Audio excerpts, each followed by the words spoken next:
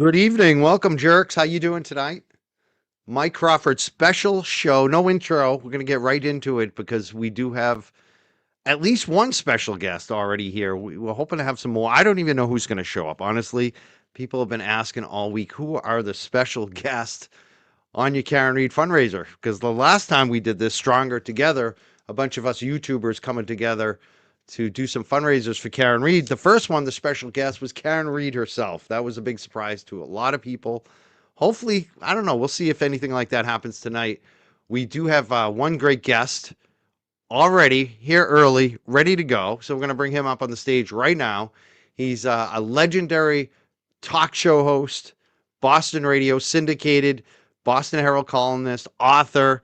He's done TV. He's a local legend. He's somebody I've been listening to for decades on the radio. I found an old clip like 10, 15 years ago when I called into his show, long time ago. Uh, and just sparred with him a little bit. That's what I loved about him right from the beginning. He would let opposing views on his shows. Unlike a lot of other hosts, you don't see that. Sometimes they're a little afraid to get out of the echo chamber.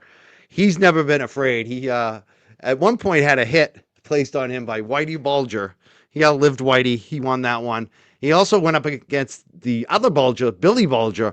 You might know him from the Kennedys, from John Kerry, Moonbats, all that stuff. He's covered it all in Massachusetts. Howie Carr, welcome to the Young Jerks tonight. Hey, thanks for having me, Michael. Glad to be here. And I should mention, too, that we're doing a big Karen Reed fundraiser. That's why we're all coming together tonight. I forgot the lead. I was supposed to say that at the beginning. I should have got my script together. But it's on the ticker right now. Pinned in the chat. If you want to donate to Karen Reed, please do so. It's her civil fund, so she can sue Mass State police officers and all the House defendants and get more information, disclosure on what actually happened with John O'Keefe. Howie, why did you decide to show up tonight for this Karen Reed fund? Well, I just want to, help out. I donated to the last time you guys did this when she showed up, and we have the auctions coming up in 2 weeks for her car, and if you got some money and you want to take a look at it, go to jjmanning.com and check it out. And I'm on her side. I want her to get some justice here. And I wrote my column today. I said, it's like she's got the curse of Karen Reed going, like the curse of King Tut with the people who looted the pyramid he was buried in, a century ago. I mean, they just keep going down like dominoes, all these people who tormented her during the 2 trials. But, that's nice, that they're losing their jobs or their tickets or getting transferred or whatever. But she needs to be made whole. I mean, her life was absolutely destroyed, and it takes more than a curse to win these civil lawsuits, and she needs money, and they're gonna drag their feet, and it's Massachusetts, and as I personally know, how hard it is to get justice in a Massachusetts courtroom. Like I always say, quoting Lenny Bruce, in the halls of justice, the only justice is in the halls. And it's going to take a lot for her to prevail in these civil actions. So she needs dough, and I know everybody's strapped after Christmas and paying down the bills and all. But if you can come up with a little dough, it would really help her out. Definitely. I should note that we're streaming right now on multiple YouTube and Facebook and Twitter platforms. We're on the Reed Files, Karen Reed, her new channel with Nick Rocco and Alan Jackson. We're streaming on there. We're streaming on Calling All Beings, LTL Media, as well. James Jackson. A lot of different streaming platforms tonight you can watch the show on. Make sure you subscribe and follow all of them because they're all part of this. They're going to be part of the show tonight as guests and panelists, and we all support each other. So make sure you subscribe to all of them tonight. Howie, you just wrote this new story that you just put out. You mentioned it in the Boston Herald. It's also on the HowieCarrShow.com website. Tell us about this story that you just put out about this private detective and the gun, the loaded gun under the mattress. Yeah, well, after Brian Albert quote unquote retired from the Boston Police Department. He needed another job. So by all indications, he went to work for a guy named Marty Kraft. He's a former Boston police sergeant. He used to be married to the daughter of Mickey Roach, the former police commissioner, and later became a city councilor, county-wide office holder. So Marty Kraft had a very checkered career as a Boston police officer, as did Brian Albert.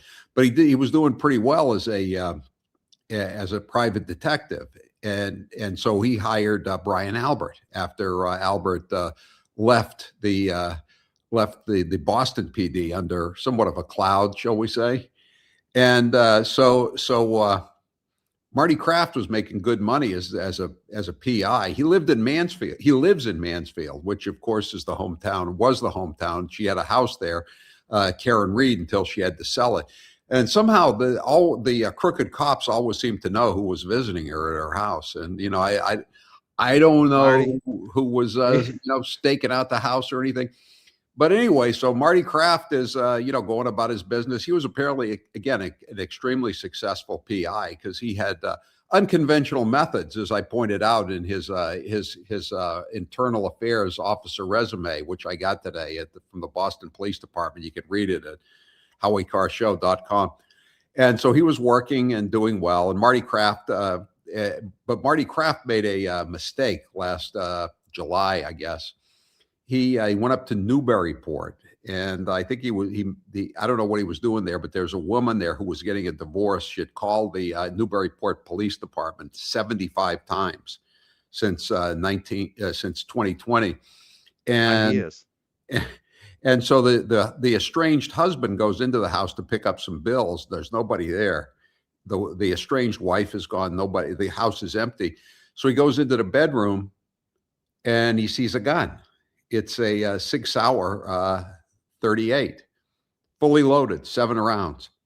And he looks at it, and it's in a holster, a leather holster, a concealed holster, not a waist holster, a concealed holster. And then he looks around, and he looks under the bed, and there's a bunch of sex toys. And so he calls the cops, and the Newburyport cops come, and they say, well, whose gun is this? He says, I have no idea. It looks like she's had some visitors because those aren't my sex toys. And so they go and they find out it's Marty Kraft's gun, the alleged employer of Brian Albert. And so they take and the guy who's, I would say it's safe to say that he's at least tangentially involved in this case. Would you agree, Michael? Yes, I mean, there's a lot of smoke and fire around whether he's an associate. Had something to do with the Norfolk County DA's office on this, and it's funny, and again, he's a Boston Police Department guy, a sergeant. Like, how many scandals does this Boston Police Department have? It's just like one after another. They got a bunch, but the fact is the Newburyport cop said, this is unlawful storage of a firearm. They took him into court, but as he prevailed so often in his disputes with the Boston Police Department brass. But here's the thing, Michael: the state police have to license all private investigators. That's right. So they've had some run-ins with Marty Kraft because he's been like the spokesman for the Massachusetts private eyes. And Really? So I think, being the state police, they figured they had a chance to take him off the board. So they yanked his license. So he lost his private detective license. I'm just getting started in my story. It took a lot to boil this down today, a little time to figure. So Marty Kraft loses his license, the sergeant in the Boston Police Department.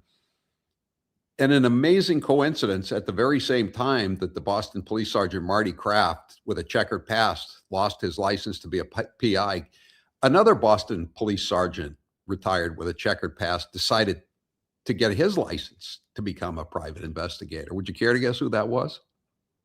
Wasn't that Brian Albert? Brian Albert. And he set up shop in Suite 104 at 1342 Belmont Street in Brockton. With who, Kevin Reddington? Is that right? Kevin Evan Reddington? Reddington, the Oh, you kidding lawyer, me? first lawyer for Jen McCabe.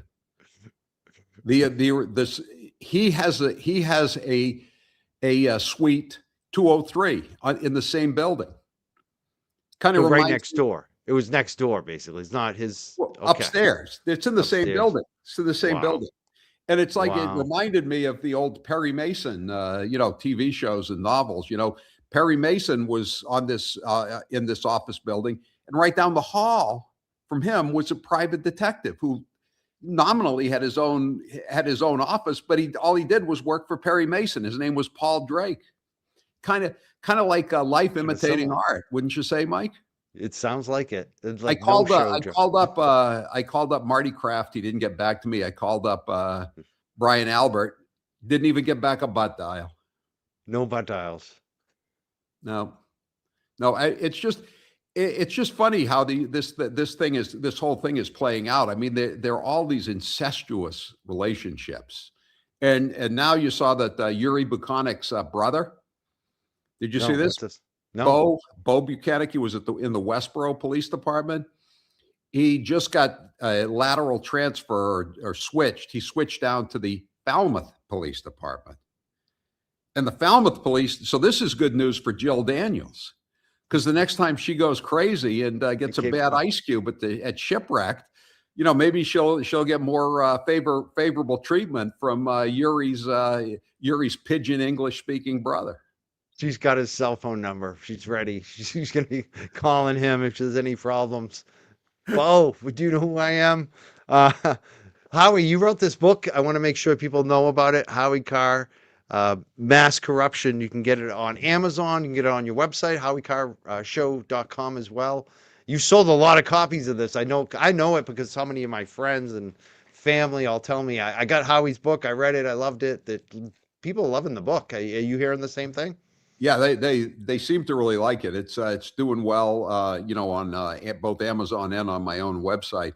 But there's a lot of pictures in there of a lot of these people, and I recycled some of my old columns from the Herald from last year and 2024 and earlier years. We got lots of stuff on the state police corruption, all the other cases that the Norfolk County DA's offices have bagged over the years, whether it's Delahunt or Keating or Morrissey is the district attorney. There's so much stuff that's happened down there. They framed a guy named Fred Weichel for a murder that he didn't commit because Whitey thought he was a threat. He was a younger guy, a tougher guy than Whitey. So they just framed him for a murder he didn't commit in Braintree. He did 30 years in prison, ended up getting 15 million, but your life is shot. There was another murder in Canton back in the 70s, and it was done by a Boston police detective by the name of Bill Stewart. And Bill Stewart was indicted for a murder with Stevie Fleming, Whitey's partner, back in the 60s, and he beat the rap. I mean, this county is just it's just bad news. It's like Black Woman's Parish in Louisiana in 1958, or Lowens County, Alabama in 62. I mean, it's just everything. I mean, it's the Dukes of Hazzard. Boss Hogg. He would. I mean, he was humorous. I mean, Mike Morrissey and these guys, they're not so humorous as far as I can see. Not if you're living in the county, anyway. No, they just kind of hide away. It's funny how you mentioned like all these guys have fallen. Morrissey's the latest. Chris Albert, both of them recently announced they're not running for re-election. Morrissey, Morrissey and Chris Albert, the select board guy, and Proctor, and Michael Cox has got the commissioner of Boston. He's got one foot on a banana peel and the other one in the grave. Kelly Devers gone. The two chiefs of police, Berkowitz is dead, and his replacement has now been yanked. Sean Good, who was another one of Michael Proctor's correspondents, so shall we say, is one of his texting buddies. He looks like he's gone forever. I mean, all the top brass in the Stoughton Police Department next door, the Farwell brothers, Devine, they're all gone.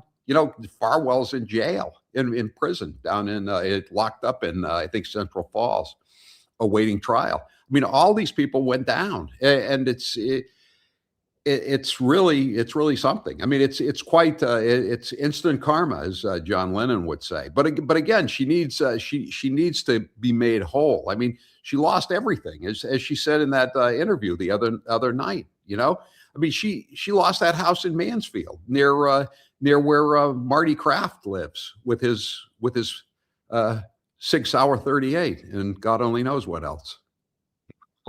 Some more toys, maybe. A lot of toys. Yeah, we have some other panelists I want to bring up because they're excited to meet you.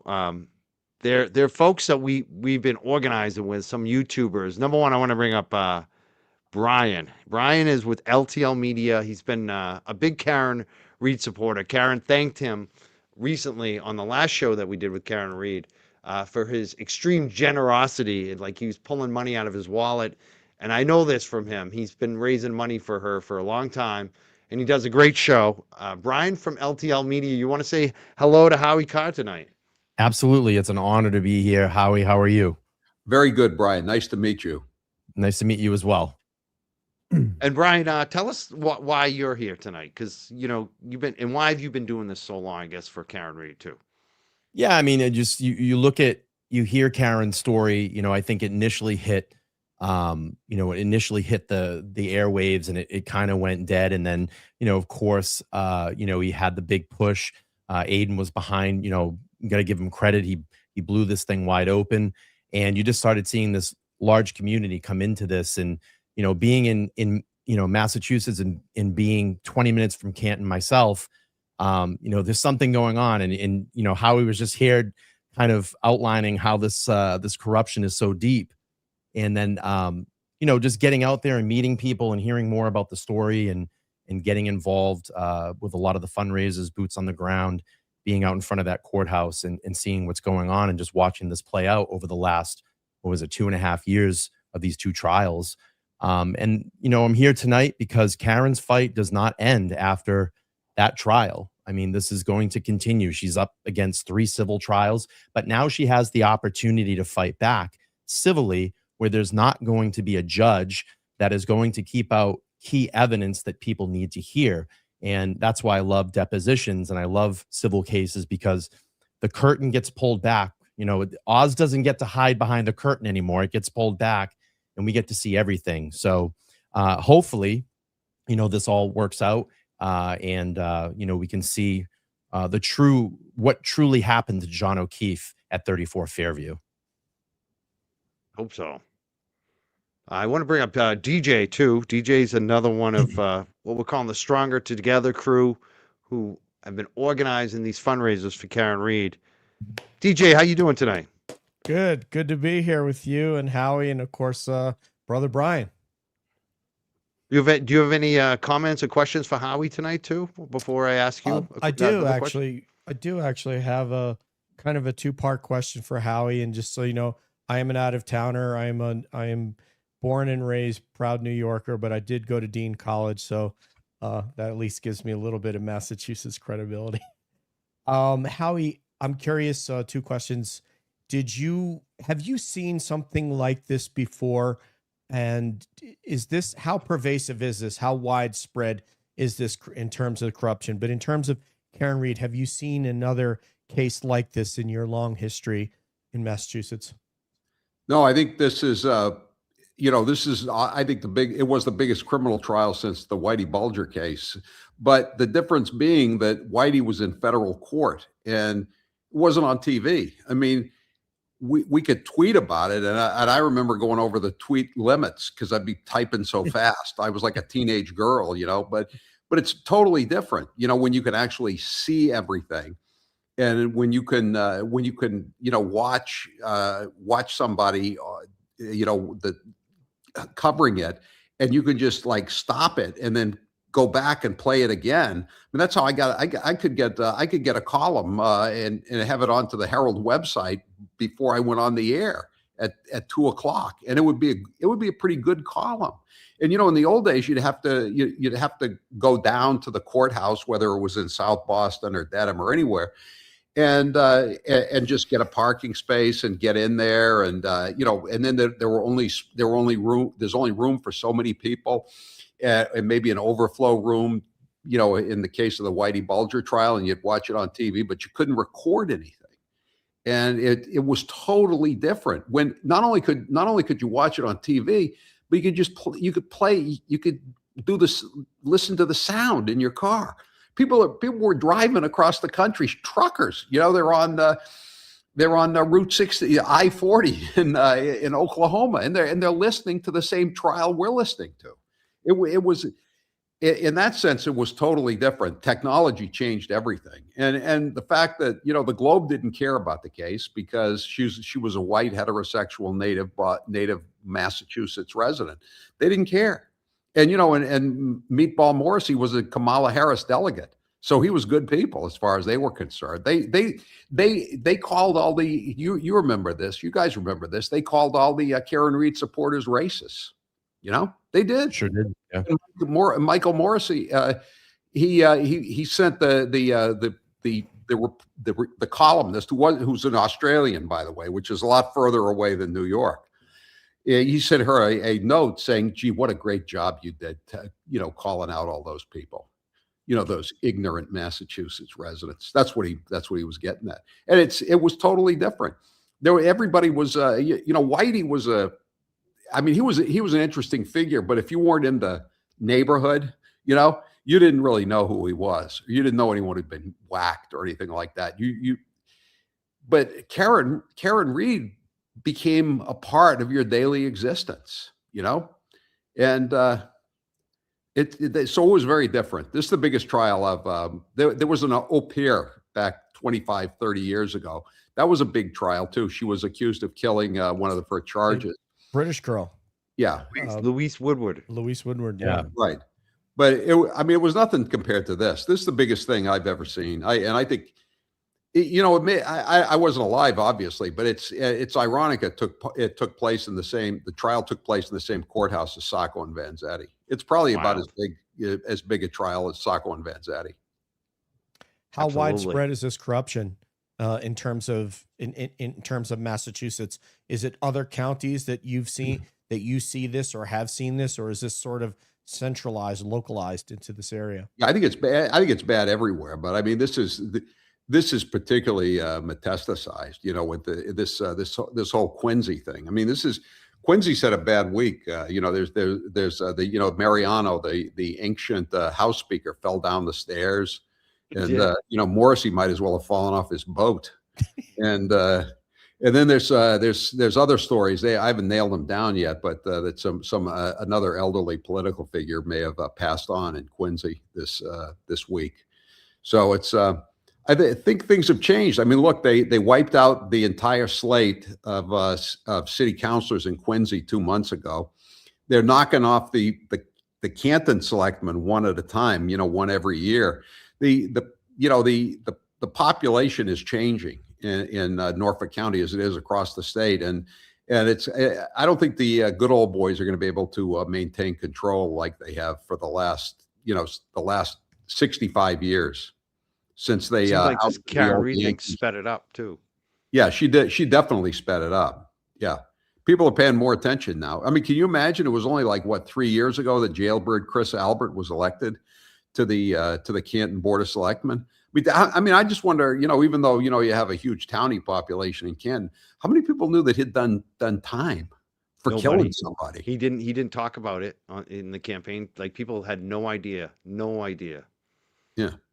So, Howie, what's it going to take to really clean up the Mass State Police? Does that ever happen? I mean, we hear this every year, like, we're going to bring in this guy and he's going to clean it up, and and look what Karen Reed's case is finally done. I mean, it's really, and we hear a new scandal every year. There's a new scandal after scandal after scandal. I mean, does this department ever really get cleaned up? I don't know. I mean, look at that. I mean, the things I've been writing about lately. I mean, this guy McLaughlin. Last year he was the #1 earner, $584,000.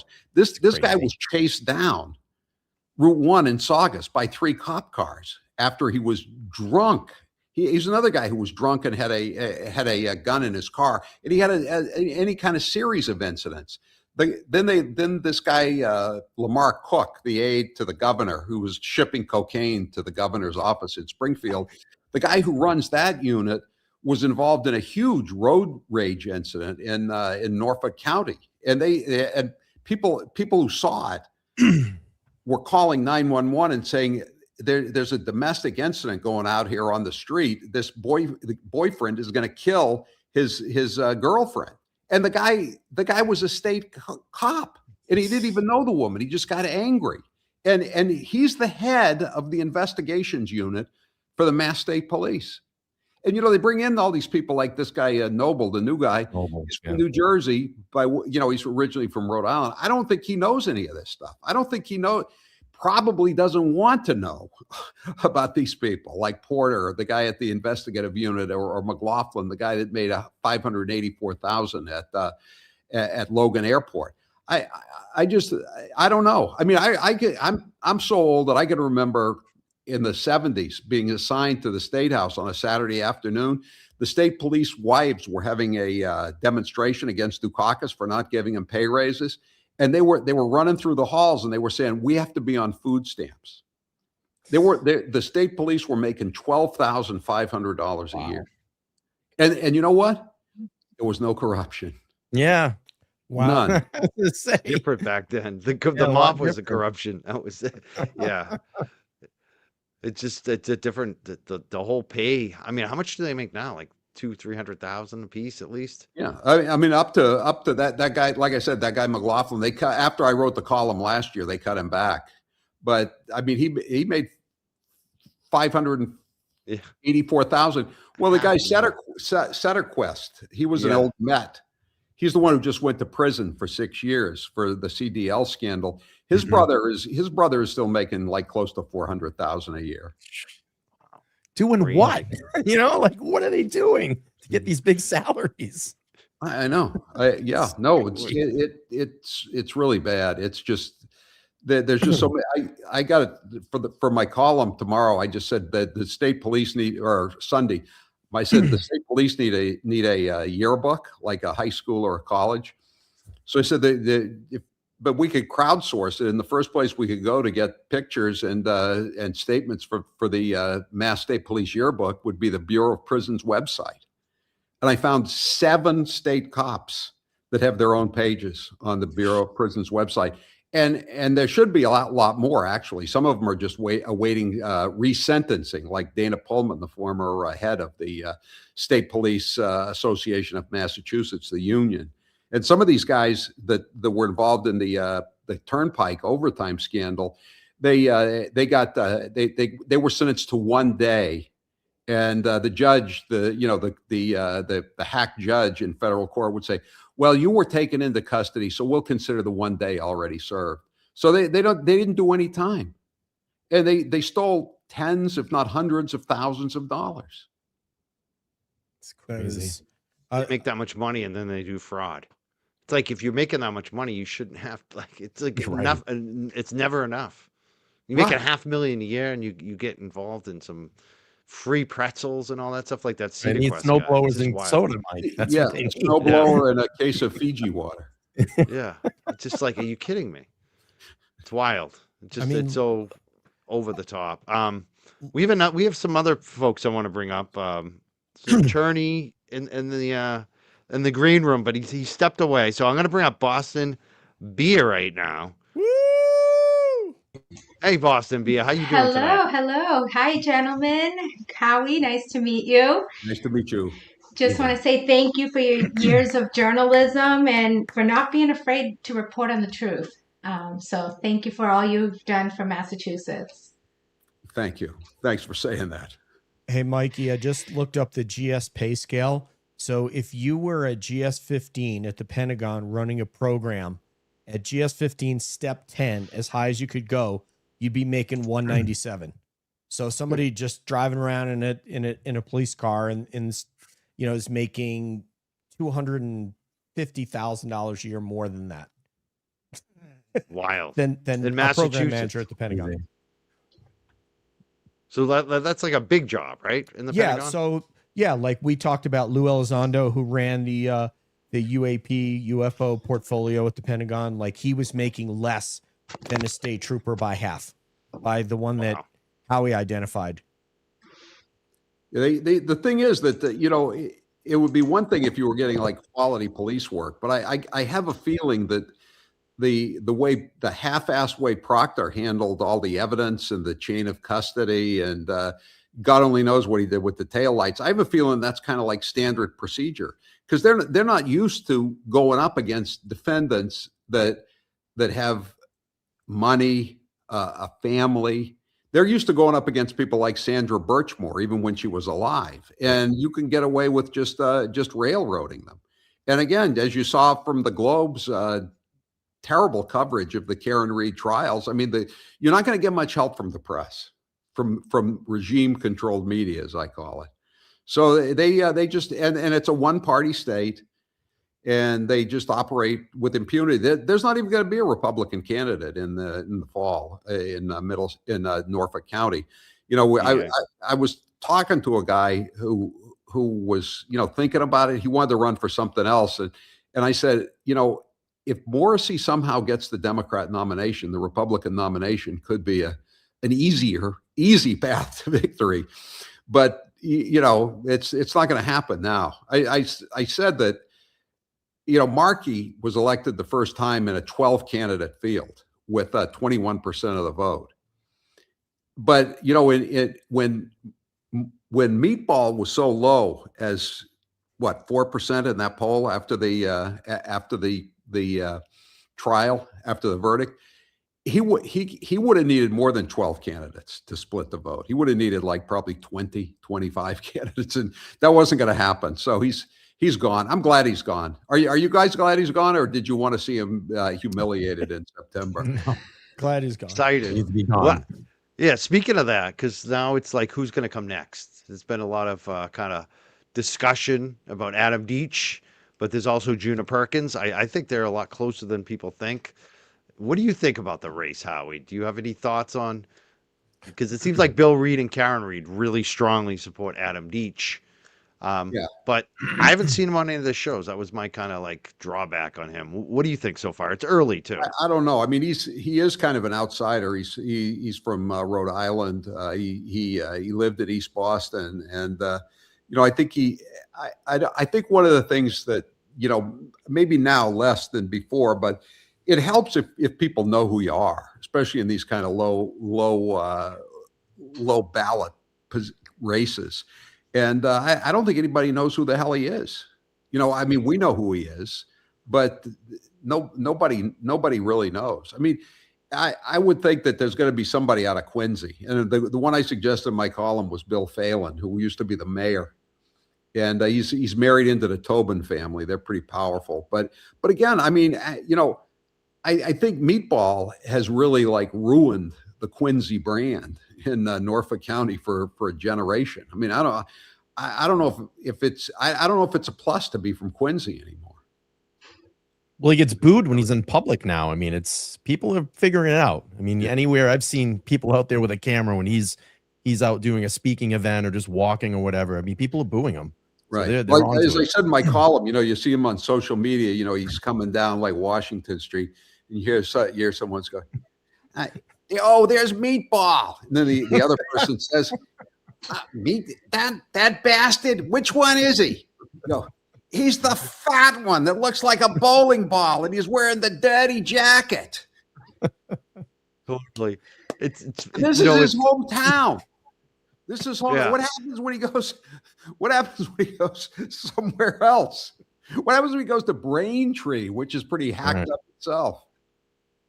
I think if he tries, like you said, if they try some Quincy guy, like the moment that someone looks up his donation record, if they gave to Morrissey, people are going to see right through it. Yeah. Like I think if you've donated to Morrissey before, you should not be the next DA. I think that should be very clear. They were trying to knock out the Register of Deeds, who's a good guy, Bill O'Donnell. He's a former county commissioner. I mean, he's kind of hacked up, although he is a foreigner, being from Norwood. And they were trying to knock him off with a real dolt from Quincy. who cuts lawns. That's his main job. No offense to people who cut lawns. This guy is just on sort of the low end IQ thing. But they thought they had a good chance to knock him off. They were going to get all the votes out of the president's golf course and the Norfolk County Mosquito Control Board and all the hackeramas. And once O'Donnell through and me got it out that all of the meatball minions were giving to this other guy, DeBona, he was cooked.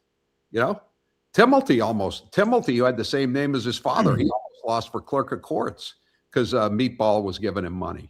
It was the kiss of death, and that was before the second trial.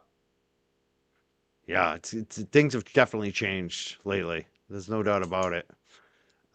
We also have attorney Andrew Myers. I want to bring him up as well. Did you go on his show recently, Howie? Yes, I did. It was fun. I had a good time. Hey, Mike. Yeah. Andrew, how you doing today? Hi, Andrew. Good to see you guys again. How are you? Good. Doing How well. you doing? Do you have? I could say like the big thing is why are you supporting Karen the fund Of course. tonight? And do you have any comments or questions for Howie or anyone on the panel tonight? Well, yeah. Thank you, Howie, for coming on my podcast a couple of weeks ago. I mean, I've been listening to Howie since the early 90s when you went on the air. And, people that are in my audience, my viewers and subscribers often will say to me, oh, well, now that we've heard about everything in the Karen Reed case and everything's come to light, this will come to an end and the corruption in Massachusetts will be over. And I say, nuh-uh. It goes way back. It goes way back to, before any of us were here. But I mean, Howie has covered, the Massachusetts State Police overtime scandal, the Massachusetts State Police crime lab scandal with Annie Ducan and the woman out in Western Mass. I mean, it just goes on. Right, Sonia Farrak. And it just goes on and on and on. And the corruption is endemic in Massachusetts. The corruption is in the DNA in Massachusetts. So people in my comment section who say, oh, well, now it's all come to light and it'll be over. No. Do you agree with that, Howie? Absolutely. One of the corrupt state police in the Sacco and Vanzetti case, and he later recanted and said he'd made up the evidence. Do you know what his name was? No. Proctor. Yeah. No. Yeah. Wow. Seriously. It's wild. And history repeats itself. They used to tell me that oh, you did a good job at City Hall, but now that Kevin White's gone, you're out of business. And man, you don't understand very much. You believe that? I said corruption in this state is like a large intestine. There's always something new moving through. It's never going to end. Yeah, you had the Kennedys, you had Bulger, you had so much, and always something at the state house, like Finneran. How many state speakers got indicted? Like there was like four or five of them. Three in a row, and then the fourth one, he was a real. He was only an unindicted co-conspirator. That's right. In the probation department scandal. Yeah, and by the way, the only guy in the last 14 months, the only guy who donated to Meatball Morrissey was the former counsel for Felon Finneran, he's now a lobbyist. I mean, it's just one of those little footnotes that is very telling, I think. Part of the club. Yeah, exactly. Part of the club. All those lobbyists, though, the lobbyists are it's just funny. The Beacon Hill lobbyist is. Yeah, they know where they stand. The law, especially so that they only have to give $200 to the legislators. You and I, all of us can give $1,000, but if you're a lobbyist making $1 million a year from Beacon Hill, you can only give $200. Again. And then, Howie, there's the whole story that you were on top of for years, the corrupt midget, Billy Bulger. I mean, for years and years and years. And none of us believed that he didn't know. I don't know where my brother is. Nobody believed that. He was the Senate president for years. Then they put him out at UMass. And now he's living on how many pensions?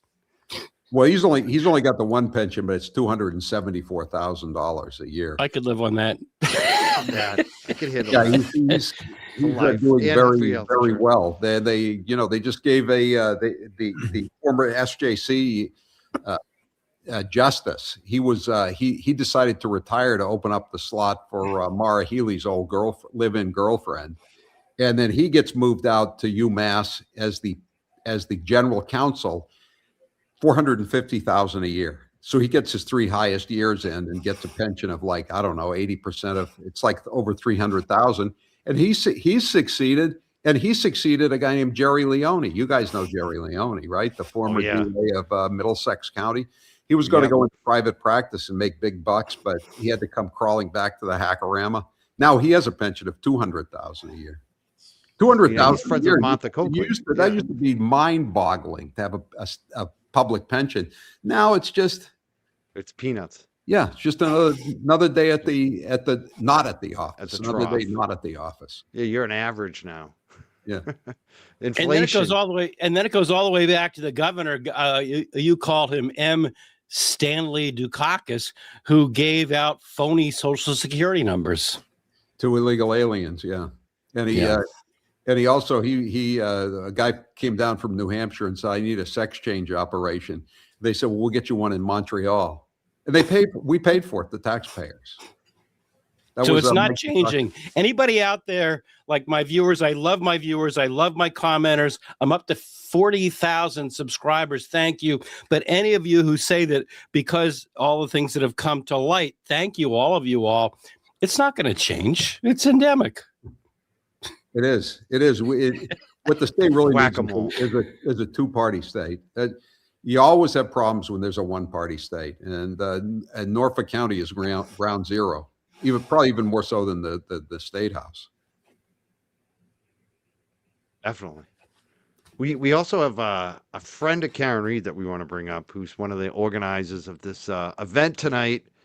Nick Rocco is going to be working with Karen Reed and Alan Jackson on this new Reed Files YouTube channel. We're streaming there as well. What's up, Nick Rocco? How you doing today? What's going on, everyone? How we doing? Hi, Nick. Very well. Hi, Nick. I'm using the new mic. I don't know. Can you hear us? I can hear you guys. Can you hear me? Yes, we can. Yes. Perfect. Yeah, so this is the first live on the Reed Files, doing this fundraiser. So appreciate everybody that's here tonight in support of Karen. Obviously, we saw through the Rotten Mangoes, she still needs the money. We learned, she wasn't paid from the documentary. She doesn't have this big income coming in for her, to pay all these lawyers and so forth. So that's why these events, and people that are up here tonight too, helping out, it makes a huge difference for sure. And I think every dollar donated tonight is obviously much appreciated by Karen Reed, her family, her friends, everybody. So thank you for everyone for being here. Excellent. And we obviously have Howie Carr on. You've probably met Howie before with Karen, have you? I don't know. No, I don't think we have formally met. Howie, I'm Nick. Nice to meet you. Hi, Nick. How's my hair look?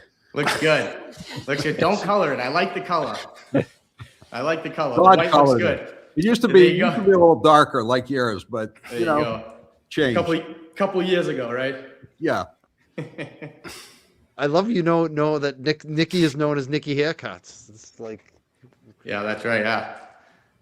I should be asking. When is Karen going to be on your new channel? When's Alan Jackson going to be on? When are you guys going to start doing regular shows? So we just dropped a video today, a message from Alan. I'm not sure if it was played yet or not, but so we don't have an exact date. We're basically finishing setting things up as far as the studios and things on the back end that need to be ready to go. But a lot of the shows on the Reed Files, majority of them are going to be pre-recorded shows, but then also a lot of it's going to be member-only content. So eventually, there's going to be a point where you can hit the join button and you can become a member of the Reed Files. So those are like some of the things that we're still working out on the back end before we decide to go forward and produce the first episode. So it'll be here soon, though, in a few weeks, definitely. And we're streaming right now on the channel. So Alan, and Alan is just fantastic. And I hope he doesn't. I send him stuff occasionally about when I'm turning up on the Boston Police and the state police, and those letters he writes are really scorchers. And I think they're getting the attention of everybody, even at City Hall. I'm surprised you get away with writing what you write, and they publish it in the paper still. Because I mean, during the trial, you were definitely hitting hard. You were coming in swinging during the trial with some of those articles, and I was like, wow, this is being published in there. That's amazing. Well, thanks. It was fun. I mean, I love covering trials. I mean, it's just it's everything is right there in front of you. And as we were saying earlier, when the trial's on TV and it's being streamed, you can just, if you want to get the exact quotes, you just stop it and roll it back and then listen again. Exactly. It's just so much easier than it used to be to cover a trial. I mean, I don't know what it's like to be a lawyer, probably just as hard as ever, but for a writer, it's a lot easier. Well, if you miss one thing, that could be the biggest telltale on what your audience is knows as the truth, because if you miss one key point of that could be the deciding factor for your audience, whether someone is innocent or guilty. And that does make a big difference.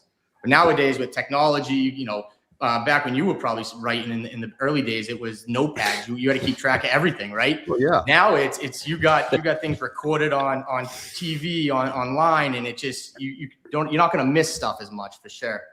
Yeah, when the Whitey Bulger trial, we were allowed to tweet stuff out. I thought that was the ultimate in technology, but little did I know it was just another step. I don't know what's going to be next. Yeah, who knows, right? One day at a time. Great. We're doing a fundraiser tonight for Karen Reed Civil Defense and Accountability Fund. We're at $47,704. We just went up again. I want to thank everyone who's been donating tonight. We raised a couple thousand so far. We want to see more. Hopefully more money is coming in. Yeah, let's give a little applause for people who donated. And please keep donating and spread it around and share it with your friends. Hopefully we're going to have some more guests tonight as well. Howie, I know you don't have much time. You just did a 4-hour show. I want to make sure people buy your book. Do you have any final thoughts you want to share tonight before we let you go? No, just give what you can. And like I said, the curse of Karen Reed. I mean, she's taking them out one at a time, or their own rotten actions are taking them out one at a time. Oh, there's my other book. One of my other books, Brothers Bulger.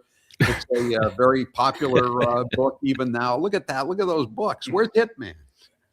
I don't have. I got Hitman here somewhere. But anyway, it's just give what you Paperboy. Babylon. There's another one. That's going to soon be back on the available again on Amazon. But just give what you can, because this is really an intricate process. It's hard to follow. The trial was easy to follow compared to all these civil cases, as Nick can tell you. I mean, all these, they keep switching them around from state to federal court, and then they ask that so and so be taken out as a plaintiff or a defendant. It's just going to take years and years, and all these depositions where you'd have 10. I asked Damon Seligson about this. He said some of these people, especially the House defendant, there could be 10 or 12 lawyers queuing up to ask questions. I mean, how long are these depositions going to go on? And the lawyers are expensive, as we all know, and it's going to take a lot of dough, and it's going to require a lot of effort on a lot of people. And she's got really good lawyers, but she needs to have funds, and she used up all of her own assets that she built up over a lifetime to win these two criminal cases. She's the only person you'll probably ever know, that I'll ever know, who faced double jeopardy in real life, not in a movie or a novel, but in real life. She was tried twice for the same crime. Wouldn't you agree, Andrew? Yeah, absolutely. I mean, in that first trial, I mean, the judge did not properly poll that jury. I mean, I've tried a lot of cases in the Massachusetts Superior Courts, and at the end of a case, when the jury comes back, the jury is polled as to each and every count, as to everything that they were asked to find on. And she didn't do that. She just said, okay, I'm declaring a mistrial. Bye. Have a nice day. And the several juror members themselves said while they were on the jury bus on the way back to their cars, they're like, what just happened? Shouldn't they have asked us what we did? So I agree 100%. Absolutely. Right. And there was no, and remember too, there was no box to mark not guilty. Right. And then she says to David Yannetti, isn't this the way we always do it in Massachusetts? And David Yannetti said, no, as a matter of fact, No. we don't. No, it's not. No, I can tell you that. You know, and it's just terrible that she lost everything fighting it. They tried to use it on the second trial as well. The same verdict form they used on the first trial, they tried to use for the second trial as well. They tried to sneak it past them, and then obviously they caught it again. They wanted to change it, and they made some changes to it. But it's like they knew they had a problem with it the first time. Why are we trying it a second time? You know they're gonna have a problem with it again. So yeah, I guess well, it was a good payday for Hank Brennan. $566,000. Yeah. wow. Yeah, and Andrew used to talk to him, but he won't talk to Hank Brennan won't talk to Andrew anymore. Yeah, I knew Hank. We have a mutual friend, so I can only say we were acquaintances. But I sat in the same room with the guy. I used to call him and talk to him on the phone. And when I heard the day that he was appointed special counsel to the special prosecutor to this case, I DM'd him. I said, Hank, what's going on? Talk to me. He says, Andrew, get back to me. I can't talk to you now for obvious reasons. I'll talk to you at the end of the trial. I've hit him up a couple of times, and he won't talk to me. No dice. No dice. And I know other creators. I went to a seminar of true crime podcasters in Massachusetts back in the summer, and I know there are others that have tried to get a hold of him, and he won't talk to them. So I don't take it personally. I'm not crying myself to sleep at night. I didn't even try, Andrew. He tried to keep me out of the Whitey Bulger trial by listing me as a witness for Whitey. I remember that. Has he been seen taking any other cases? Has he been working, doing anything else? You know, that's a good question, Nick. I don't think he has. You talk about bad branding to get involved in this case. You know, I mean, he could say I was up against the machine with in the Whitey Bulger case. Then he became the machine. You know, he became everything he was railing against. You know, in the Whitey Bulger case, it was there. You know, I never liked the guy. And not just because he tried to throw me out of the courtroom. My hypothesis is that he was hired specifically because he's dishonest, because he would have had an interview with Morrissey at his office. And if he would have expressed any concern or any autonomy that he would have wanted to dismiss the case, he would have said, thanks a lot, Hank. Have a good afternoon. So I think he was specifically hired because he's made of that same fabric that Morrissey is. He has a good, he has a good reputation, though, doesn't he, Andrew? I mean, I've never heard a lawyer, speaking of his tactical abilities. No one's ever dismissed him out of hand, but he showed me nothing in that trial. He's a bright guy. He's a very capable trial attorney. I didn't understand why he took the assignment as special prosecutor. And I wanted to talk to him as somebody that did know him, and I was acquainted with him, and we have a mutual friend. I just wanted to sit down and talk to him confidentially. And then, yeah, of course, for my podcast. But, yes, you're right, Howie. He has a pretty good reputation, but I think that's gone. But honesty and tactical acumen in the trial are two decidedly different things. Yeah. I'm suggesting that he's dishonest or he wouldn't have taken the case. Can anybody have a challenge on that? Andrew's a lawyer, and I have a loyally attitude. I think everybody deserves a criminal defense or civil defense. I mean, I got no problems with him taking the case, but it's just, he did a lousy job. And what does it tell you about the case, though, that nobody in the office wanted it? None of them. Well, how do you take the case and say, I can see when there are all these inconsistencies in the case, unless you're planning on being the defense attorney for the Commonwealth or the McAlberts, but that's what he was. Different thing than being a prosecutor. Those are two different things. Am I correct? Yeah, no, I mean I think you're right. I mean, he was basically the defense lawyer for the McAlberts and for Yeah, but Meatball Morrissey. That's what it boiled down to. But that's Totally. an untenable situation. different job title though. That's all I'm saying. Because if he would have looked at the evidence honestly, he could not have come. He would have come to the conclusion that we did. Absolutely. Well, I mean, the Definitely. fact that he didn't know where he didn't know what the town O'Keefe was from, Right. and he called Karen Reed Mrs. Reed.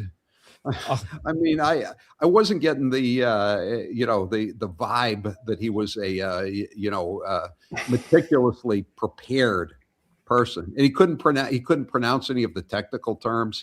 I don't know.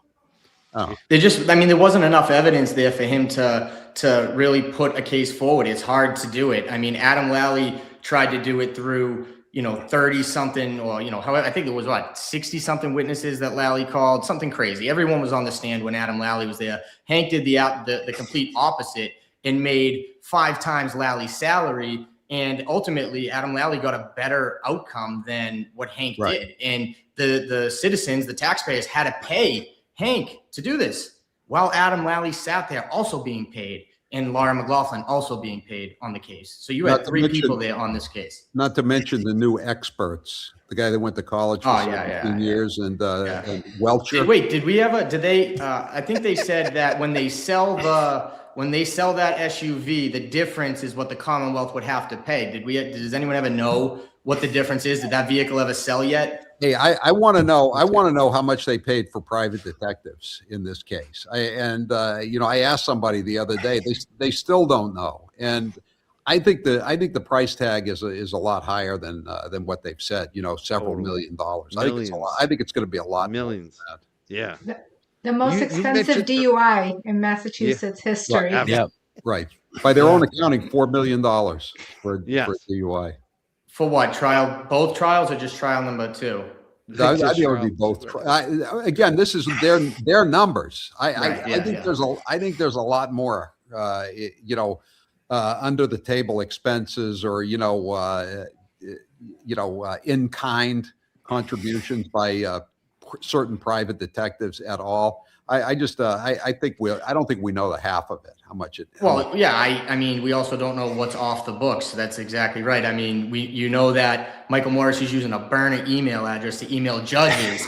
I wouldn't doubt if he's writing some checks or something. I don't know. Yeah. We do have a couple more people that are waiting to come up that we want to bring up. Some other attorneys are here. Howie, I think you got to go. I'm going to head out. Before I let you go, one last thing I want because you mentioned it earlier, the car. Karen Reed's car is coming up for sale. Can you tell people about that real quick before you go? Right. It's going to be auctioned off by Justin Manning from JJ Manning Auctioneers. It's the biggest auctioneer company in New England, probably. And it's going to be 2 weeks from today. It'll be done on my show. And it's going to be a standard auction, which means you got to put some money up to get in. You don't have to. I mean, if you don't get the bid, you get the money back, obviously. But if you want to learn more about the process of the auction and how it's going to run, you can go to jjmanning.com, and check it out and get involved. And that should be a real shot in the arm for Karen. There's a chance that a bid will be accepted if it's high enough before the auction, and the auction won't take place. But most likely, it's going to take place 2 weeks from today. And Nick, tell Karen we hope to really give her a good shot in the arm for the defense fund with this. Yeah, I mean, I'm sure she's listening, or she will eventually listen to this. So, she'll hear you loud and clear. So, yeah, absolutely. Everybody who does donate, you can do it to the defense fund, her Venmo or the PayPal. I think it's on the bottom of the ticker there. If not, it's pinned in the chats. You can click on that link and donate whatever you can, and it is greatly appreciate. And Howie, I know you're going to get off. It was good. It was nice to meet you. Nice to meet you. Thank you for being here, Howie. And by the way, I like to thank Bill Broussard from JB Auto Care. He's the one who in Weymouth. He's the one who did it. He did a fantastic job, and he brought in some of the guys to deal with the just the terrible condition of the interior of the car. They just left it out there and abandoned it basically, and mice got in and built nests, and just a horrible mess. And there's still no electronic system in the car. I mean, they wrecked it. Yeah. Which I understand. Okay, you're trying to get evidence, but you'd think that they would replace what they did, especially when there was not one but two not guilty verdicts. But again, it's Norfolk County. Well, I mean, they still have her phone, so they're not putting electronics in her car. They won't even give her phones back. It's pitiful. It's really pitiful that she's still going through this. But anyway, listen, it's great to be with you guys. Anybody can, anything helps. And Karen's still got a long way to go before she's whole again, if she ever can be. And just whatever you can do, help give her a little assistance. And so good to see everybody here tonight. And everybody have a good weekend. Be well, Howie. Thank you. Bye-bye. Legendary Howie legend. Carr. Wow, it's amazing to have him on the program tonight. And we're raising money for Karen. We have some great YouTube, what do we call them? Law tubers coming up next. We have some good ones here. We also have James. We got a few people in the green room we want to bring up. So let's bring up. I'll bring up the non-law tuber first. He can say hi very quickly, and because I want to make sure I get everybody up on the screen. James Jackson, what's up, bro? What's up, everybody? Wow. Hey, James. I'm sitting here listening to Howie, and he's like talking about her audio doesn't work, and it's like, Howie, shh, stop telling them that. Her audio's, it's fine. Audio is fine. I have an audio guy. If you're an audio person, no, but he's giving away audio doesn't work. Listen, He's used to the radio, so they tore apart Karen's SUV. First of all, DJ Nick, what's up? What's going on? Mike, What's up, brother? Hi. Andrew, Hey, James. is that your name, Andrew? Nice to meet you. Attorney Andrew Myers. Same. Hey, James Jackson's got a channel. I want to make sure everyone subscribes to the Read Files, James Jackson channel. We got attorney Andrew Myers. He also has a YouTube channel. Thank you. And Boston Bia and DJ from Calling All Beings. Make sure you subscribe to them. LTL Media. Brian was on the show a little earlier. Make sure you sub up to him too. LTL Media. And now we have some law tubers I want to bring up. The first one I'm going to bring up is he's huge. He's got a huge. Both of these guys are pretty huge law tubers. The first one is from Canada, and he's one that people were in the chat asking about. Runkle of the Bailey, what's up? Hey, Runkle. Not too much. Just Ian Runkle. The cause. So, Runkle, that here's work, huh? Yeah. it actually isn't because I do. Hey, you're in nothing the with bottom it. with me and Nick Rocco. We know about here. So he's the barber. Yeah, dry. I know about different. Right now, Nick, I'm going with the full hop. I got the back going. But hey, Runkle, I mean, man, I couldn't do it, man. That's a lot. It's a lot of work. As I said, it really isn't. I don't even get it cut. It's just. God damn. I want to ask. Like, let me ask Runkle. Runkle, nervous. why did you decide to show up for Karen Reed tonight? You're an attorney. Why are you here supporting Karen Reed's civil fund? Well, because the whole prosecution was just one of the biggest farces that I've ever seen, and it's insane what went down. And I actually got started, and I wasn't going to cover the Karen Reed case. I just was like, okay, everybody's covering this, but it doesn't really seem all that interesting. And then I was just watching on another channel, and it began with Yanetti's opening of like Karen Reed was framed, and I went, okay, now I'm going to cover this because this is the kind of promise that a lawyer makes that they cannot possibly keep. This is a lawyer over-promising to the jury. This is a lawyer. And so what I was basically expecting to do is cover a case and be like, he made this promise and look at how badly it's blowing up in his face. Like, I thought I was going to be covering the case of Yannetti blows up and, dies publicly. And the case kept going, and the comment I made over and over for like the first however Wait, long. wait, the wait, first wait, wait, trial. wait, wait. Nobody stop Ronco right there. Why did Yannetti, why did the case die? Well, I was expecting Yannetti to. I was like, you tell the jury Karen Reed was framed. This is the kind of thing that never lands, right? And so I was waiting for I'm watching this for like a week, and I kept saying, how is it that the Karen Reed was framed isn't stupid yet? Like, this was going to be stupid. When is it going to sound stupid? And it just kept going, and I'm like, this actually is having there's traction to the Karen Reed was. And so I got covering it, essentially expecting that the lawyer was going to be, I actually expected that I'd be kind of making fun of Yannetti when I got started covering it. And I got to the end of it and I was like, no, he's actually delivering on this point. It actually makes a whole lot of sense. It makes way more sense than Lally's theory, and I mean, Lally had one of the worst openings of the history of time in that first trial. It was basically just like, let me tell you every person who exists. And it was like the book of Genesis. Can I just say this, Ronco, real quick from Mass?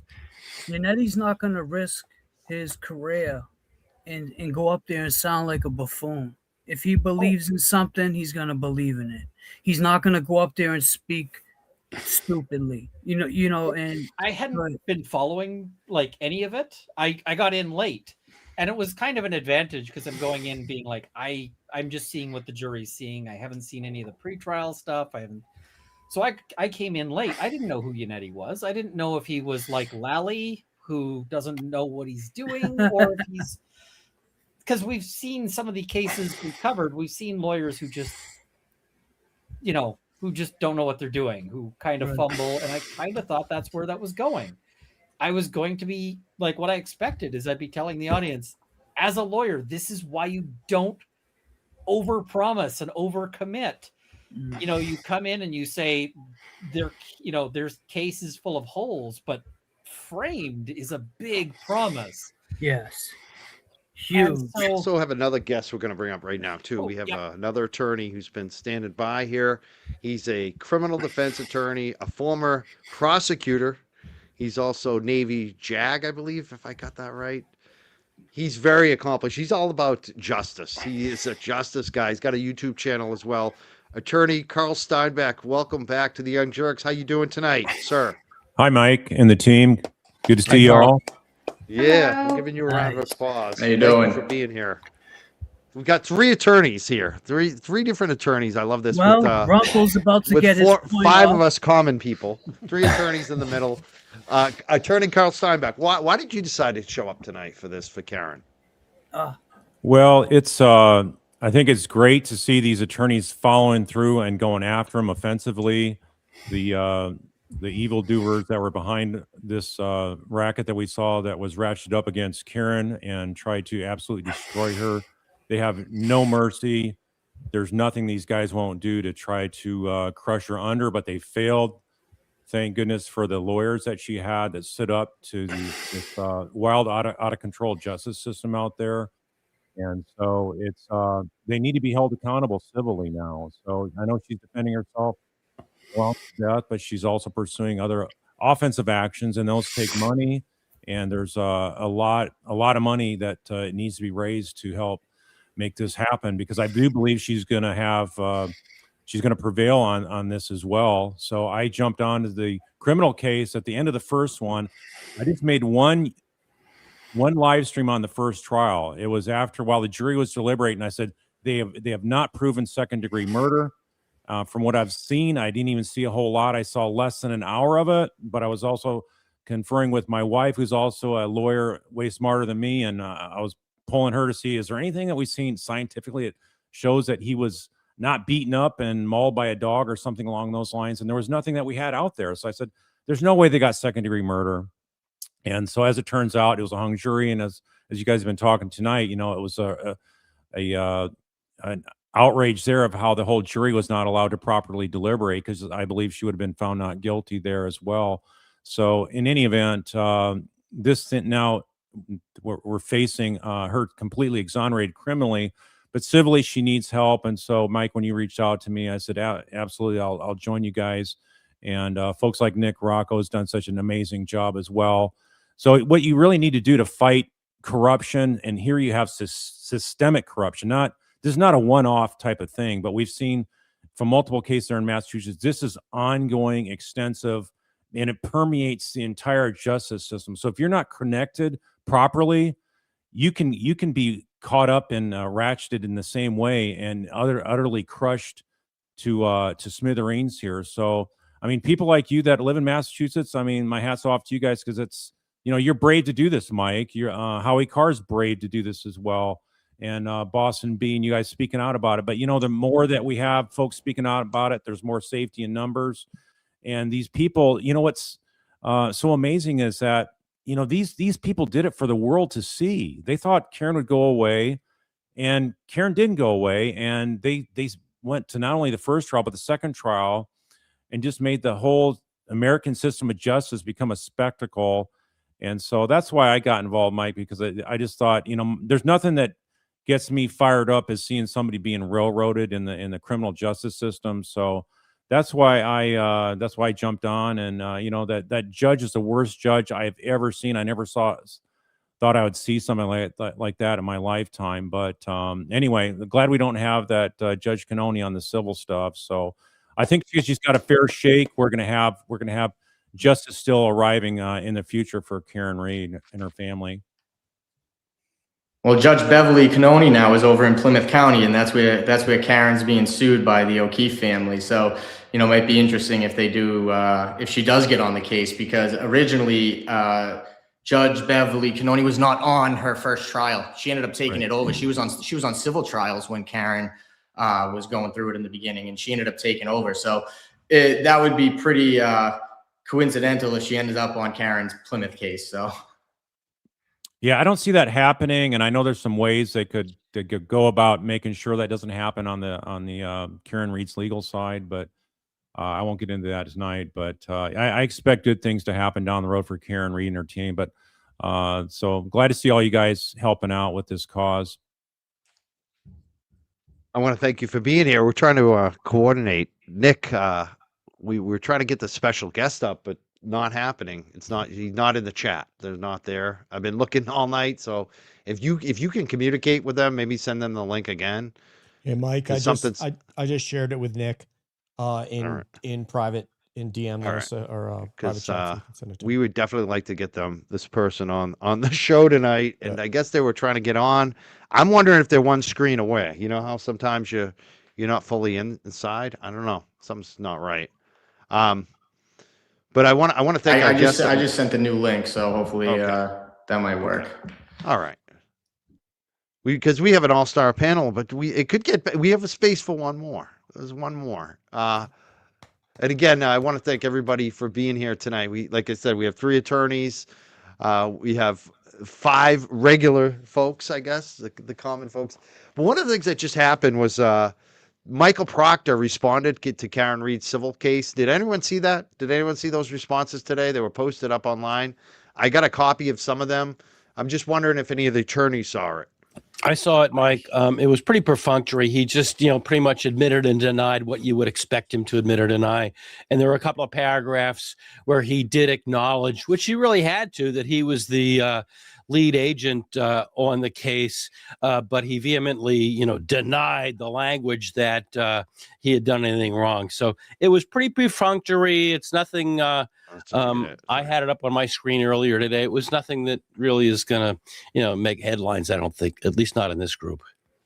Yeah, it's funny because it was not much meat there. I didn't see anything new. It was just just refer to the trial, refer to this. This has already been answered. It was very light. Well, that's what you do in an answer, Mike, in a civil case. That's what you do if you're defending. And I've done a fair amount of defense. I'm mostly a plaintiff's attorney. But when you're defending, you take the complaint and you take it paragraph by paragraph, and you either admit deny or say you don't have sufficient knowledge to make a judgment one way or the other, and you leave the plaintiff to prove it later on. So that's pretty much what he did. No real headlines. Like I said, he denied that he did anything wrong, but would you expect anything different than that, Mike? Probably not. I mean, it's kind of par for the course. Usually, Yeah, the only I'm time also- when they do more. than Mike, that can you is check? PR Is anyone backstage? Yeah, nobody is. Weird, huh? Nick, you might have to go on and just like he may not, like what Mike said, he may not know the steps to actually get to where he's in the queue. So you might have to just coach him through it. All right, hold on 1 second. Okay. But yeah, of course, Proctor's going to Proctor, and he's going to try to convince himself, as they all are. They're all trying to convince themselves that they've done nothing wrong, and they're thinking, "Oh, eventually, if I just keep saying it, it's gonna, I'll be innocent." And unfortunately, it's not going to work that way. So, Yeah, definitely not. There was also some other things happening too, but I'm wondering about the federal, because this Karen Reed was being sued in state court, and she's countersuing the House defendants, and their first move was to move it to federal court. So I'm wondering about the attorneys here who have some experience with this stuff. Does it make sense to move it to federal court? One of the things their advocates said for the House defendants is that they felt like Alan Jackson wouldn't get the camera time, and it wouldn't be as much of a show in federal court because the TV cameras aren't allowed. Do you think that's a good strategy to move it to federal court? Like, what are the pluses and minuses? Why would you move it to federal court with a civil suit like the House defendants did? I mean, they're getting hammered in the court of public opinion. Taking it out of the public view it's not a dumb move. I mean, the public hates them. It's like that's what it comes down to. So why not take it out of public view? And I mean, it's very much on brand. They like doing things in the shadows. So it does make sense, but I also wonder because they still have they're still going to be deposed in the state court too. You know what I mean? So I mean, they've no matter moved their what, portion. this case is gone worldwide. So I don't think there's a difference. And Carl, do you have any comment on that stuff? Has a move to the transfer motion to federal court, has that been granted? Do we know? I have not heard the latest on that. I haven't heard that it's been granted, but from my understanding, Karen Reed's team is not going to really oppose it or fight it strenuously. All right. Well, you're going to have a less centralized group of jurors on there, and so they're going to come from a wider area in Massachusetts. So maybe they also figure that folks that are further out away from the heavily populated areas are not going to be as in tune with a lot of the corruption that's going around in Norfolk. So I think that might be an advantage. But I also agree with Runkle. I think it's mainly they don't want to have this thing broadcasted to the world. And if you keep in mind with the denial of justice that's been done to Karen, and despite that, she's gotten an acquittal on this murder case. So the details really did not come out to a large extent. So once you have a fair and neutral judge deciding this, whatever trial she goes to with these folks, she's going to have a much better advantage because the devil's in the details and the truth is on Karen's side. So I think more and more truth is going to come out. So I think they know that. And I think that's what they're really trying to protect themselves from, is them being really exposed with really tough, detailed questions. Because think of all the times Judge Cannoni kept the defense from bringing out further details. She said, no, you've already asked that and move on. I mean, that doesn't happen in real courts in America where you're shut down like that on a murder case.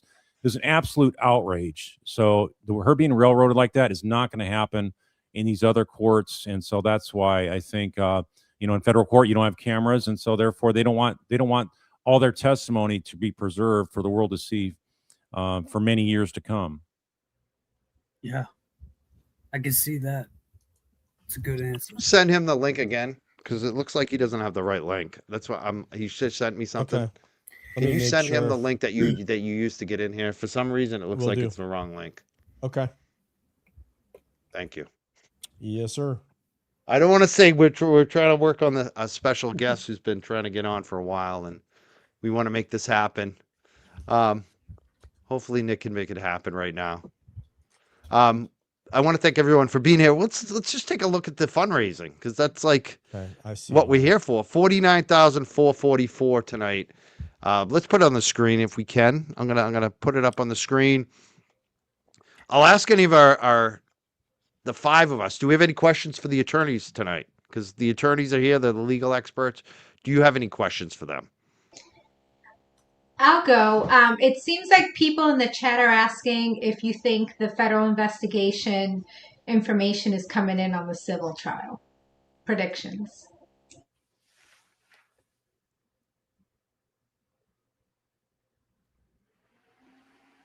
I can jump in and say something, Mike. I think that kind of information will come out in the civil case. That's another thing that they did to try to hide the truth from coming out. In the criminal trial was of who ARCA was hired by. I mean, that's like a no-brainer. You let that information come in, especially because the prosecution is trying to say that they were hired guns. They don't have any professional credibility. They're just doing whatever the defense wants to, and all that kind of stuff that they were trying to make hay on Hank Brennan's team about the Skype communication being something nefarious. So all that kind of like ridiculous games that Brennan was pulling and the judges supporting him on are not going to happen in this trial, any of these future trials in civil court. I was actually quite shocked when, well, I mean, I shouldn't really have been, but as Brennan keeps sort of going, well, who hired you to ARCA? And the defense is going, can we tell the jury yet? And I was sitting there going, they have not only opened the door, they have kicked the door, they have battered the door, they have taken the door off its hinges, and they have eliminated the concept of doors from modern society.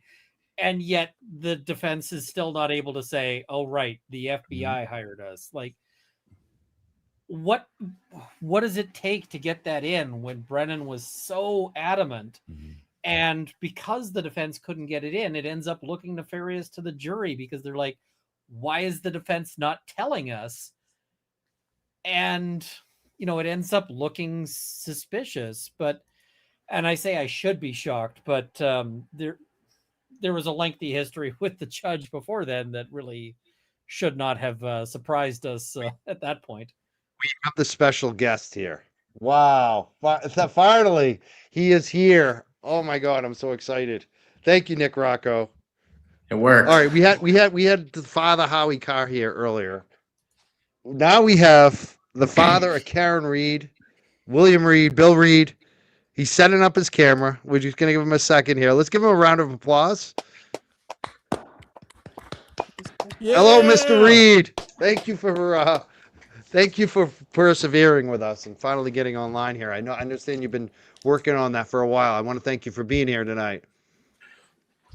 Entirely welcome, and thank you. You know, certainly at my age, well, one good thing over the last 90 minutes, I've had a chance to reread for the third iteration Howie's book, Howie Carr, Mass Corruption. So that's been favorable. But certainly at my age, I don't buy green bananas anymore, but it's so good to see everybody, all of the attorneys here. I have spoken to Attorney Myers on several occasions, along with my wife, Janet. Thank you. And I think Karen may have also spoken to him. My wife, Janet, and I have also spoken to Attorney Steinbeck, Carl Steinbeck, and we thank him for his support as well as Attorney Myers. And Brian, and I'm not sure I know all of the other guests, of course, Nick, but I'm not sure I know the other guests, but it's a pleasure to meet them all and to thank them for their support and participation. So it's great to be here and great to finally get, I almost feel like I'm the last guest on the Johnny Carson show to, pull the plug. Mr. Reed, can I just ask you a question? Are you wearing your gold chain tonight over that turtleneck? Is that your gold chain? He's always styling. Yeah. I think it's just the shirt neckline. Yes, I do. Oh, let me plug this in. All right, I'll just pull mine out. Now I can pull mine out. All right, let me sit there. Oh. Oh, gee. Yeah, here we go. Mr. Reed, I love you're it. looking fabulous tonight, sir. He is looking good. Look at you. I'm happy. Yeah, here we go. There you go. Here we go. There we you go. go. Lady, God first. Yes. Yes. God first. I have a couple questions for you, Mr. Reed, Bill Reed, William Reed. Number one is like we're raising money for Karen tonight. Can you tell us why that's important for Karen right now? Well, the charade continues, as we all know, and it is a charade. The corruption is broad, it's deep, and we are making tremendous progress. As you guessed, and Howie have indicated, she's the only person that we know who's been exonerated twice from murder charges, and that's a travesty. And when you think about what's happened here, all of the progress we've made, we've had now the DA Morrissey will not be running again. Someone who has been in public service since 1977, and for approximately the last 15 years as DA of Norfolk County, and in many of those cases unchallenged, has stepped aside. And so that's because of our efforts. We've seen nearly the entire ensemble of Massachusetts State Police troopers assigned under his wing in the investigative unit dismantled, one case fired, and again, a sign of incredible progress you wouldn't have thought possible. And as you know, Karen's father and my wife is out in the other living room. We would have never believed this possible back in early 22 or in early 23 as we struggled to get the word out. And look what's happened in Canton. We've had an interim outside police chief, Perkins.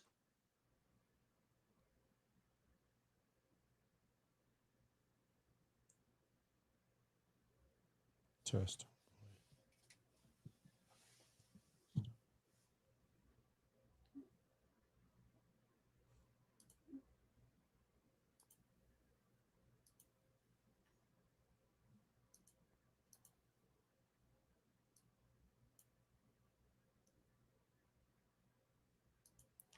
Okay, it's not just me. I'm like, did we lose audio?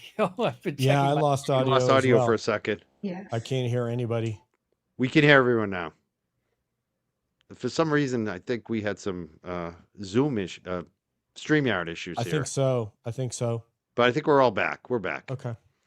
Yeah, Mr. Reed, Bill, I'm going to call you Bill. It was definitely requested. People want to hear how you feel about this DA's race because you and Karen have donated to Adam Deesh, and people want to hear how you feel about that because I had some questions because he wasn't kind of coming out to a lot of the shows. I feel like since he's been, since he announced. But people want to hear why are you picking up on Adam over any of the other candidates?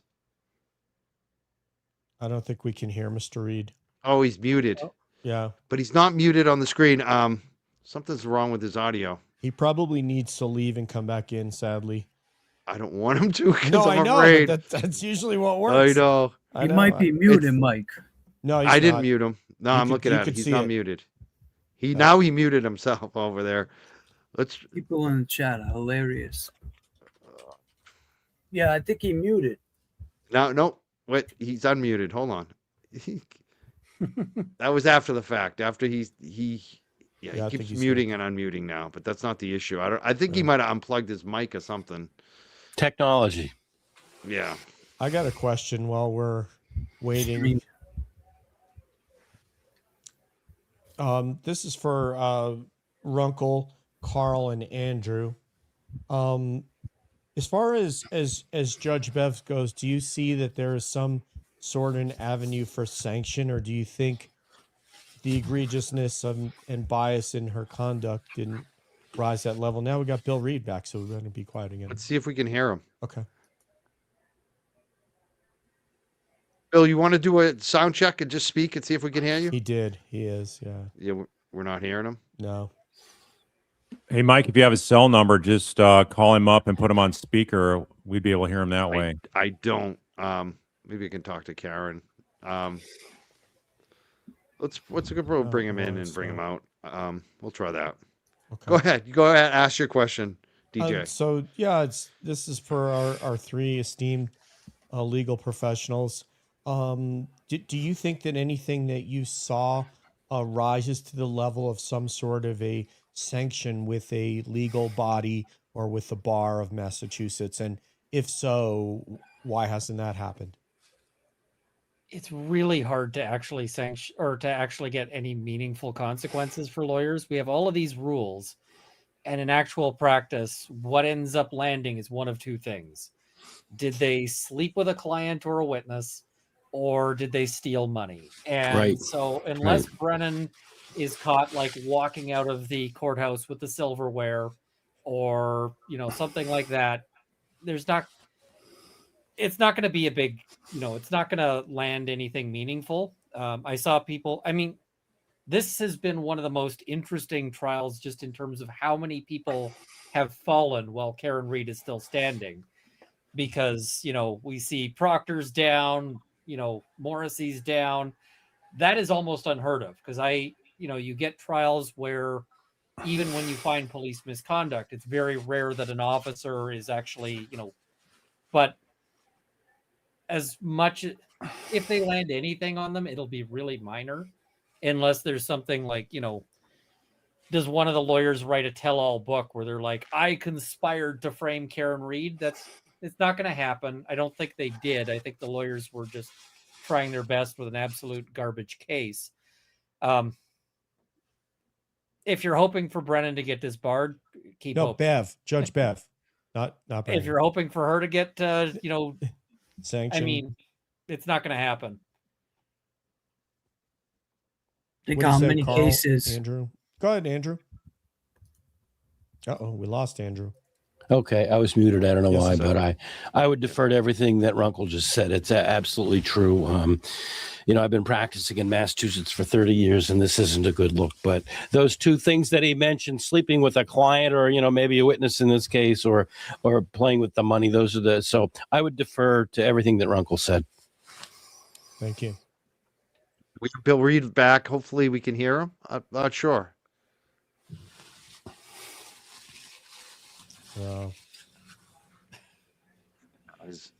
Isn't that weird? It was working. We've had so many problems.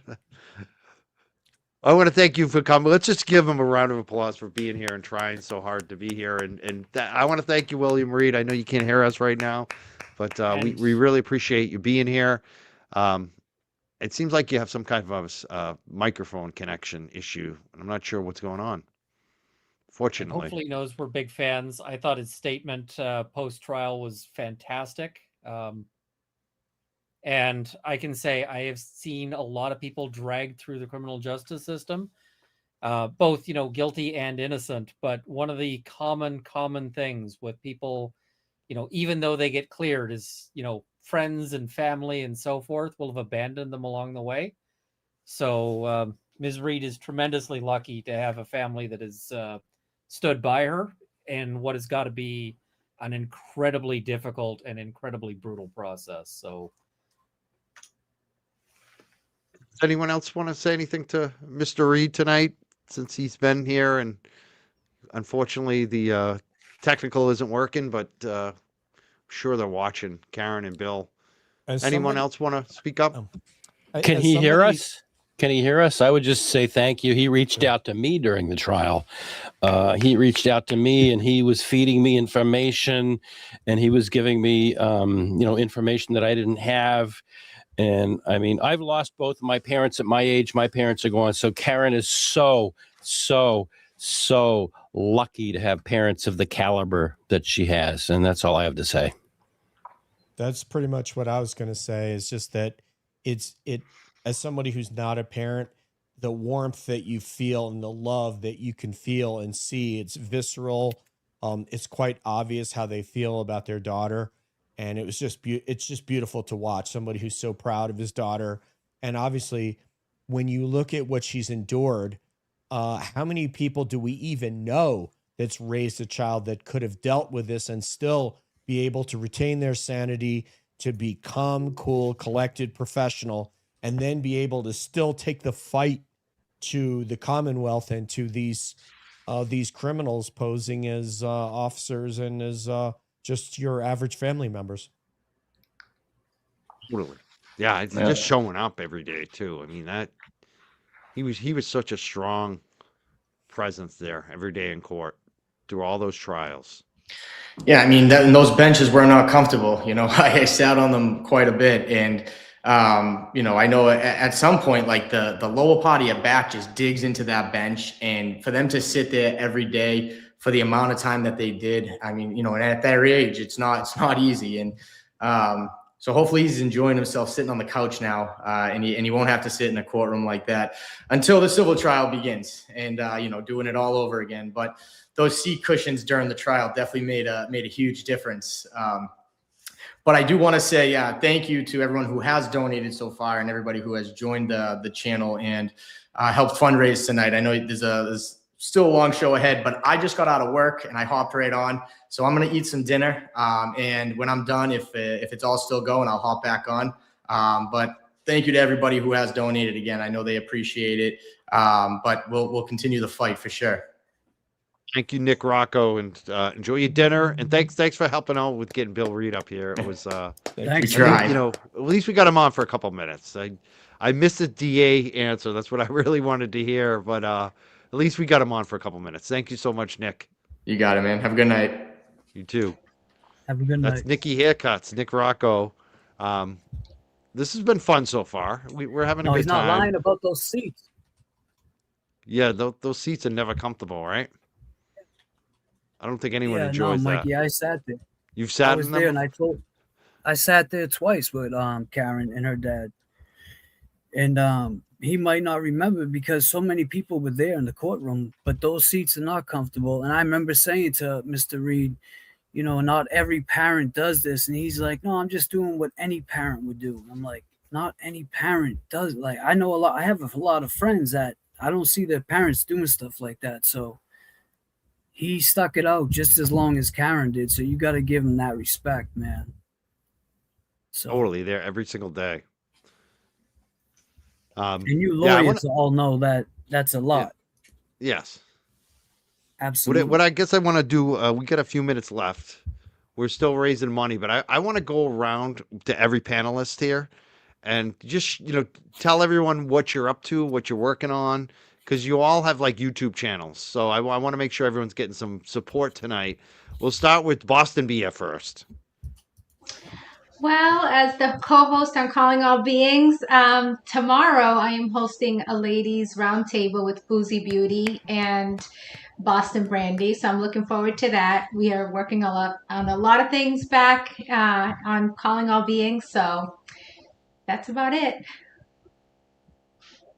Go to DJ.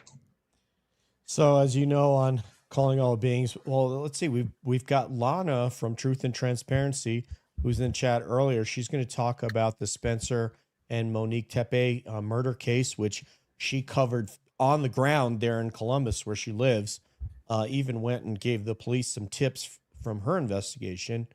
So we're going to have her next Wednesday. Obviously, we're always looking for UFO guests, Bigfoot guests.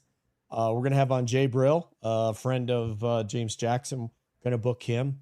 So yeah, we're still just going to mix it up. True crime, Bigfoot, UFOs, you know, it all goes together. Definitely. And we'll go to Runkle of the Bailey. I've been covering the Gonzalez case, which is they've essentially accused this officer of cowardice with respect to the Uvalde shootings.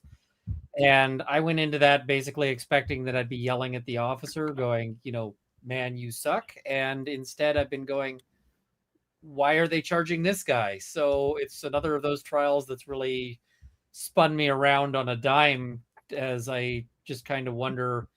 And it's really coming down to this guy seems to be the fall guy. But if you want to see a prosecutor repeatedly calling witnesses who appear to be defense witnesses, it is the trial to watch for that. So it's a fun one, but it's also kind of a dark one. So yeah. And it's Runkle of the Bailey is the YouTube channel that you stream on, and you do videos. Yeah. Perfect. And how many you're at like hundreds of thousands of subs? How do you even keep track of it? Do you know how many subs you have right now? Somewhere over 300,000, but a lot of those I think are I've got a fair number of dead subs just because like the Johnny Depp trial and so forth. People follow for something and then they stop following, but I just keep at it and it goes up or it goes down. That's that's kind of how that is, and I just recommend not worrying about it too much. You just keep trying to make content. So. That's the key right there. Do what you love, make your content. Everything else will take care of itself. 300,000 subs though shows, to me, it shows some success in the past at least. That's always what I look at. It's like, doesn't mean you're killing it now, but it means you were at one point because you got 300,000 subs. So that's very impressive. And you cover whatever you want. You cover guns. I know you do a lot of gun stuff, but you also have those charity fundraisers that you do. You raised I don't know how much money on the last one. It was amazing. I was watching you guys raffle off.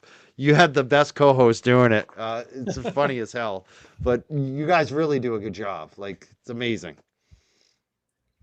It's important, I think, to try to give back because you're lucky to have a channel, and any of that could have vanished. But at the end of the day, if I get hit by a bus, tomorrow, that'll be what matters, is having helped out people, and not not any of the rest of it. So I'm tremendously lucky to be able to to be in a position to do some of that. So I try to do it.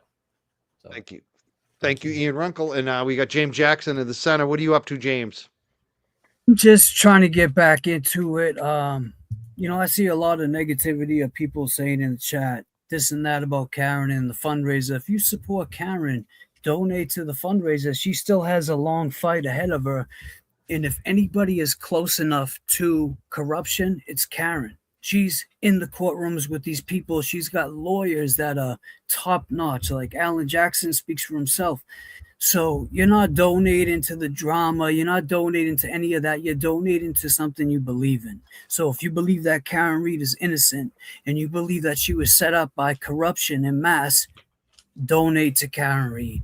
And I have a show called The Layover, James Jackson. I'm also co-host of JFK Show Off. He should be up here soon. I know he's been busy, but we're working too, Mikey. You know how it is. Totally. I'm looking forward to it. I hope he comes up soon. We got some more time. We're going to be here for a little while. Attorney Andrew Myers, you're unmuted again. Perfect. Why don't you tell us what's going on with your channel and what you're doing? I think, largely, I lost my great co-host, Lainey Law, who really helped me. She's younger and she really knows the insides of the technical end of this stuff. And so she really helped me when I started podcasting only 3 years ago. I'm trying to get her back. I just talked to her twice this week. Her life has just gotten really very busy. I'm not going to dox her and tell you what she's up to, but she's really busy. We're on really good terms. So my co-host now is a California attorney by the name of Yoli Medina. She's great. So I'm East Coast. She's West Coast. Before the holidays, we asked people, we've been talking largely about Karen Reed and the Koberger case. Tell us, dear viewers, what you want us to talk about. And so I have a list of about 10, 12 cases that we're going to start getting into. Right now, I'm talking to a Washington State attorney who I've collaborated with before. We're going to do an episode about the lawsuit that the Gonsalveses have brought against Washington State University. I am looking at some things that are happening in the Alex Murdaugh case. The guy should have been thrown in jail and the key thrown away a long time ago. But there are some serious issues in that case. A lot of other cases that we're following. Sheriff Steins down in Kentucky. That's an intriguing case. And Yoli Medina, the attorney, has a psych background. So that's an intriguing case. So, Mike, we're going to be following a lot of cases. But as I think, and no disparagement to anyone, because the Karen Reed situation does deserve attention from all over the country. It really does. But I think I'm one of the only Massachusetts attorneys who has cases pending in the superior courts and the district courts of Massachusetts covering this. So I go into the dockets every day, the federal docket, the Plymouth County Superior Court docket, the Norfolk County Superior Court docket. And so I watch every day for new developments, and I read stuff. Like I read the answer that Michael Proctor filed today. I didn't think it really was worthy of an episode. And I know there's a super mega motion to dismiss that is pending. There were rumors it was going to drop today in the federal case that Karen Reed brought against Proctor, the other police officers, and the House defendants. The House defendants filed a motion to allow up to 40 pages in their memo. In Massachusetts Superior Courts, there's a rule you can only have a memo of up to 25 pages. So they got permission to go up to 40 pages. That's going to drop. So, as a Massachusetts attorney, I have an obvious interest in the Karen Reed case. And so we will keep our eyes on it. And if that motion to dismiss drops next week, we'll obviously cover that. So that's only part of what I'm thinking, Mike. But I think I've taken enough of your time. Thank you, Andrew. And Attorney Carl Steinbeck, you're looks like you're muted. We're gonna unmute you. We unmute you. There we go. I'm here. Tell us what you've covered a lot of different trials. Are you taking a break? What are you doing right now on your channel? I've just Tell us how people can find you. I was waiting to see what was going to happen on future arrests of the Dan Markell murder case in Tallahassee, Florida, the FSU law professor that was gunned down more than a dozen years ago. And we're waiting for more arrests, but the state attorney's office there has been slower than you can imagine. And they still have more arrests to make, more prosecutions to make. So I'm going to cover a couple more things on that, but it's really, really disappointing to see. And what I want to do is really cover riveting cases where there's a lot of injustice and outrage that needs public attention. So I guess so far I don't want to cover just any criminal case. And that's why I wanted to jump on the Karen Reed case, because I was astounded with the way she was being treated. And I thought it was very much really cruel to treat somebody that way. And so I thought we need to have as many people pile onto that as we can to speak as to the way she was being treated. And it was just something that you don't really think can be out there to be seen on live coverage. And yet there it was right before our eyes to see day after day after day. And so it was really, I thought, something that was so worthwhile. Whether I cover the actual civil case, I'm not sure yet, but because it does take a lot of investment of time to sit there and cover these cases. But that this is something that definitely needs the support of a lot of folks that are still doing it if I'm not doing it. And so I think it's good what you're doing. I know, Mike, you're going to cover it as well. So keep up the great work, folks. And we're helping making things happen for justice there in Massachusetts. A question for everybody. If the civil trial's coming up, one of the biggest things I feel like why I want to support this is because I want more answers from these Mass State Police specifically. What questions or answers or evidence or information would you like to see come out with the civil trial that maybe we didn't get to see, or it was stifled because of Judge Cannoni on the first two trials? I personally want to see the exploration of what happened in the house. That was the big thing that they never got to go into, is what happened in the house. What's the, and there's so many unusual things that we've sort of had hinted and so forth, because they're all, maybe this is the trial that actually gets us in to see what's going on and what evidence there is in there, because that part is fascinating to me, especially because it seems like the new owners were fairly friendly with the Karen Reed defense team. They were, willing to have people on the property. They were, if you see in the sidebars, they were, willing to engage with that. So I suspect they've probably been able to go through and have a good look in there. And I would love to see, for instance, an expert saying something like, okay, here we've got the injuries to the head. Do those match up to anything? These are questions I'd love to see the answers to. Totally. That's why I felt like it was missing out of that Lifetime movie. They didn't talk about anything that happened inside the house, not even any speculation or any of that. Let's go to the, who do we want to go? Anyone have an answer to this? Anything in the civil trial that you're looking forward to seeing? I was going to say kind of the same thing that Runkle said.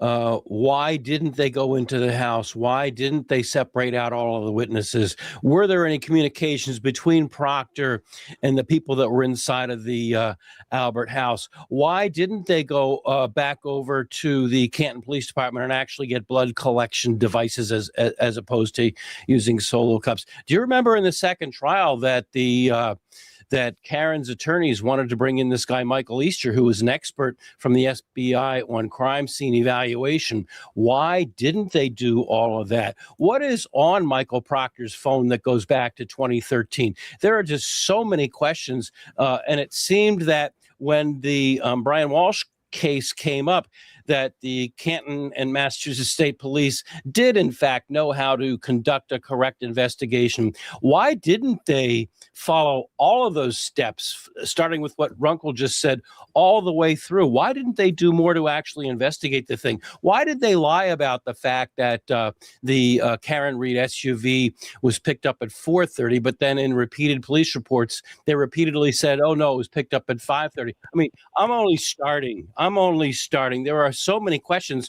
And the good thing is, I was just on, I'm going to be dropping an episode tomorrow where I interviewed Mark Betterow, and he pointed out accurately that, and you guys all know this, that in a criminal trial, the discovery, especially in this case, is very much limited narrowly by the discovery rule and by Brady, and what the Norfolk County District Attorney considered itself unilaterally without any oversight to be what they felt like releasing. But in these depositions that are upcoming, there's no judge in the deposition like there was in both of the Reed trials to say, oh no, you can't ask that, objection allowed. So these depositions go forward, and in Massachusetts and most states, as the attorneys know, depositions are subject to very few objections. The opposing attorney can object, but you still have to answer. There are very few allowable objections, things like privilege and a few other minor things. But these depositions are open-ended. So I would love to be a bug on the wall in these depositions. I think we're going to learn a lot. But Mike, there's a lot of questions. Totally. And one of the big things that I'm very happy about right now is we just crossed over the $50,000 mark for Karen Reed. So that's good news tonight. We were raising money. We're at $50,179 right now. So, and it is pinned in the chat. Nudge. Yeah, we're streaming right now on Runkle of the Bailey. We're streaming on his channel. We're streaming on the Reed Files, LTL Media, James Jackson channel, Calling All Beings channel, and the Young Jerks. Quite a few channels tonight. So if you're watching on any of those channels, you should see it pinned in the chat, the Karen Reed fundraiser. Please consider a contribution tonight, a donation. I made a donation. I hope everybody else is, if you can afford it tonight. Again, $50,179. Love to see it go up some more tonight. Any other thoughts on the civil trial from the rest of the panel that didn't get to speak on it? What are you looking forward to seeing, maybe that we didn't see in the first trials? I wanted to just add what Andrew said. I mean, because the sanctions didn't happen for Proctor regarding that they never went and knocked on the door, which is just absolutely inconceivable when you see a police officer or any person laying on that person's front lawn. Then they didn't cordon off the crime scene. They never took photos of the vehicle as it was at the house. That is just inconceivable, that you're going to seize what you're about to allege is the murder weapon, but you don't take any photos of it so as to inculpate or exculpate anybody until you can smash it. And then, as Bia has said, the timeline just gives them enough time to be able to get those 45 pieces of taillight and disperse them on the lawn in advance of the CERT team. None of these things were identified by the Civil Service Commission. They just got him for text and unprofessional behavior and misogynistic talk, and but they didn't get him for any of the really material things that he screwed up. The ethics violation due to the fact that he knew the family and was friendly with the family. All of those things. The fact that they had said, hey, we'll give you a gift after this is all over. That should tell you, well, you shouldn't be investigating this case, pal. So many things. That house should have been taped off right away. Right away. Well, they should have knocked on the door first. Should have How gone do you in. not knock on the door? Like that He should have been treated like a civilian that Yeah. he wants to be treated like, right? Yeah. That is, there is no rational explanation for not the first officer on scene knocking on the door unless they received a call from Chief Berkowitz saying, don't knock on the door, dummy, stay away. He knew. It's worth noting that like a murder investigation opens up the budget in a huge way, but the murder of a police officer investigation, the budget is basically unlimited. It is, you know, they will bring on officers on overtime. They will bring in, you know, we saw experts coming in from all over, but they couldn't go and knock on the door. And I had somebody in my neighborhood had a break-in, and they went and knocked on all the doors down my block, and, you know, just to see if anybody had seen anything. And that was for like a burglary. You're saying that a police officer getting killed, they weren't going and knocking on doors going, hey, can we have a look? You know, it's, and the thing is, if you thought that officer is innocent, absolutely the biggest favor you can do is, we want to go and make sure there's nothing here, you know, just because imagine, like, if you think that they're all innocent and whatever else, the biggest thing you should be angry about is that they never went into the house and documented it. Right. Because wouldn't that have put everything to bed? You know, oh, well, he couldn't have been killed inside the house because the officers went in, they had a look, you know, it didn't look, you know, there were no blood patches, but it also didn't look freshly cleaned because, you know, freshly super, you know, if they go in and it's suddenly everything is sparkling and it smells strongly of bleach, they'd be like, huh. But, you know, it just looks like a party's happened and everything is quiet and whatever else. Then that whole argument goes away. And, you know, so the people who think that, you know, the people who are like Karen Reed is guilty should be super angry about they didn't do a proper investigation. And yet over and over, whenever you talk to those people, they're not. It kind of says a lot, I think. And Ian, wasn't there somebody else on the panel might be able to say, wasn't there that didn't Coco Albert testify that she was cleaning in the middle of the night? Does anybody confirm that? Bia, Mike? Bia? Yes, she did say that she was cleaning, and I think even Jennifer McCabe referred to her as cleaning. But what about cleaner, exactly especially after there's a murder and potentially there's blood everywhere? Yeah. And what about just out of the concern for one, you know, the homeowner being a cop, and just out of concern for the occupants of the house, where was anybody's urgency to check on them and to make sure that whoever lived in that house was okay? Well, that's the thing, Bia, because Big Bad Brian A was part of the gang task force unit. So who's to say that people weren't going around killing cops? Why didn't you go check on Brian Albert? He was a retired Boston. He was on Boston's Finest. He was well known. So there's no excuse. Like, there's no tangible, reasonable excuse that either a lay person and that's what they were scared of, that Michael Easter was going to testify to, that Andrew was alluding to, is that Michael Easter was going to say, well, this is police 101. See where it is here in the manual right here, where it says when you find, so he was going to just bring all that out, you know, and they were like, oh, we don't want that. Bev wanted to make sure there's no expert in police investigation here. We just have to take the schmuck liars here and then from Canton and the other schmuck liars from the state police department.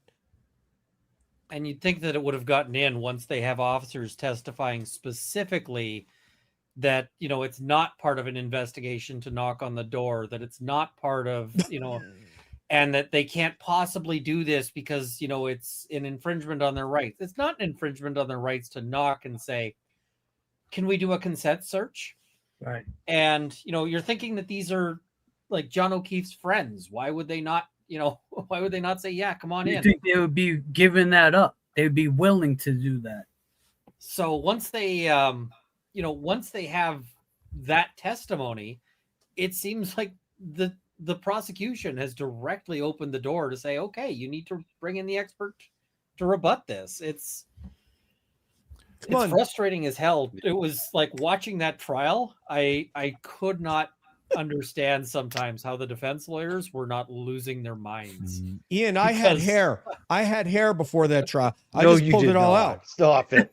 You had no Okay, hair. you guys don't believe me. That's Yeah. fine. I No, don't. but what I was going to say, though, it's like they're members of court, Ian. It's like it was the home of a duke. They're the ruling class, like of sort of like Edwardian England. Like you can't possibly go and knock on the door because these guys are royalty. I mean, Yes. please don't be ridiculous.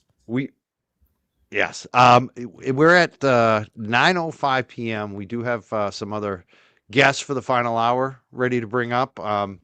So I want to thank our legal team here. We have quite the legal team. Runkle the Bailey, Carl Steinbeck, attorney Andrew Myers for being here. I really appreciate you all for just answering our questions and supporting Karen. Do you have any final thoughts before you jet off tonight? Yeah, Mike, I just want to thank you for inviting me. The next time, let me know, and I'll stream you on my channel. But thank you. I gotta run, but thank you all for putting up with me tonight. Thank you so much, Attorney Andrew Myers. Definitely subscribe to his channel. Thank you, Andrew. Thank you. Thank you. Be well. Bye, Bye. Andrew. Thank you. Thank you. And what about Carl Steinbeck? Do you have any final thoughts before we let you go tonight? Anything you want to say? I'm just thinking about how many folks for the government case in chief lied on the stand or were shown to be utterly incompetent. Okay. So they got protection from the judge in that case.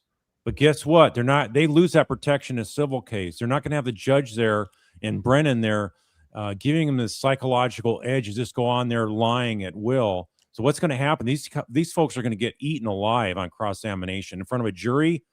They got to be fearing a jury way more coming around this next time, because they're going to have to answer a lot of details, and the defense did not get to go into a lot of details. Now in these civil cases, they're going to get to go into a lot more details, and that's going to expose the truth even more, and the truth is always on Karen Reed's side. So that's what I look forward to. Cool. Will they Thank be you, able to Attorney Carl use, Steinbeck.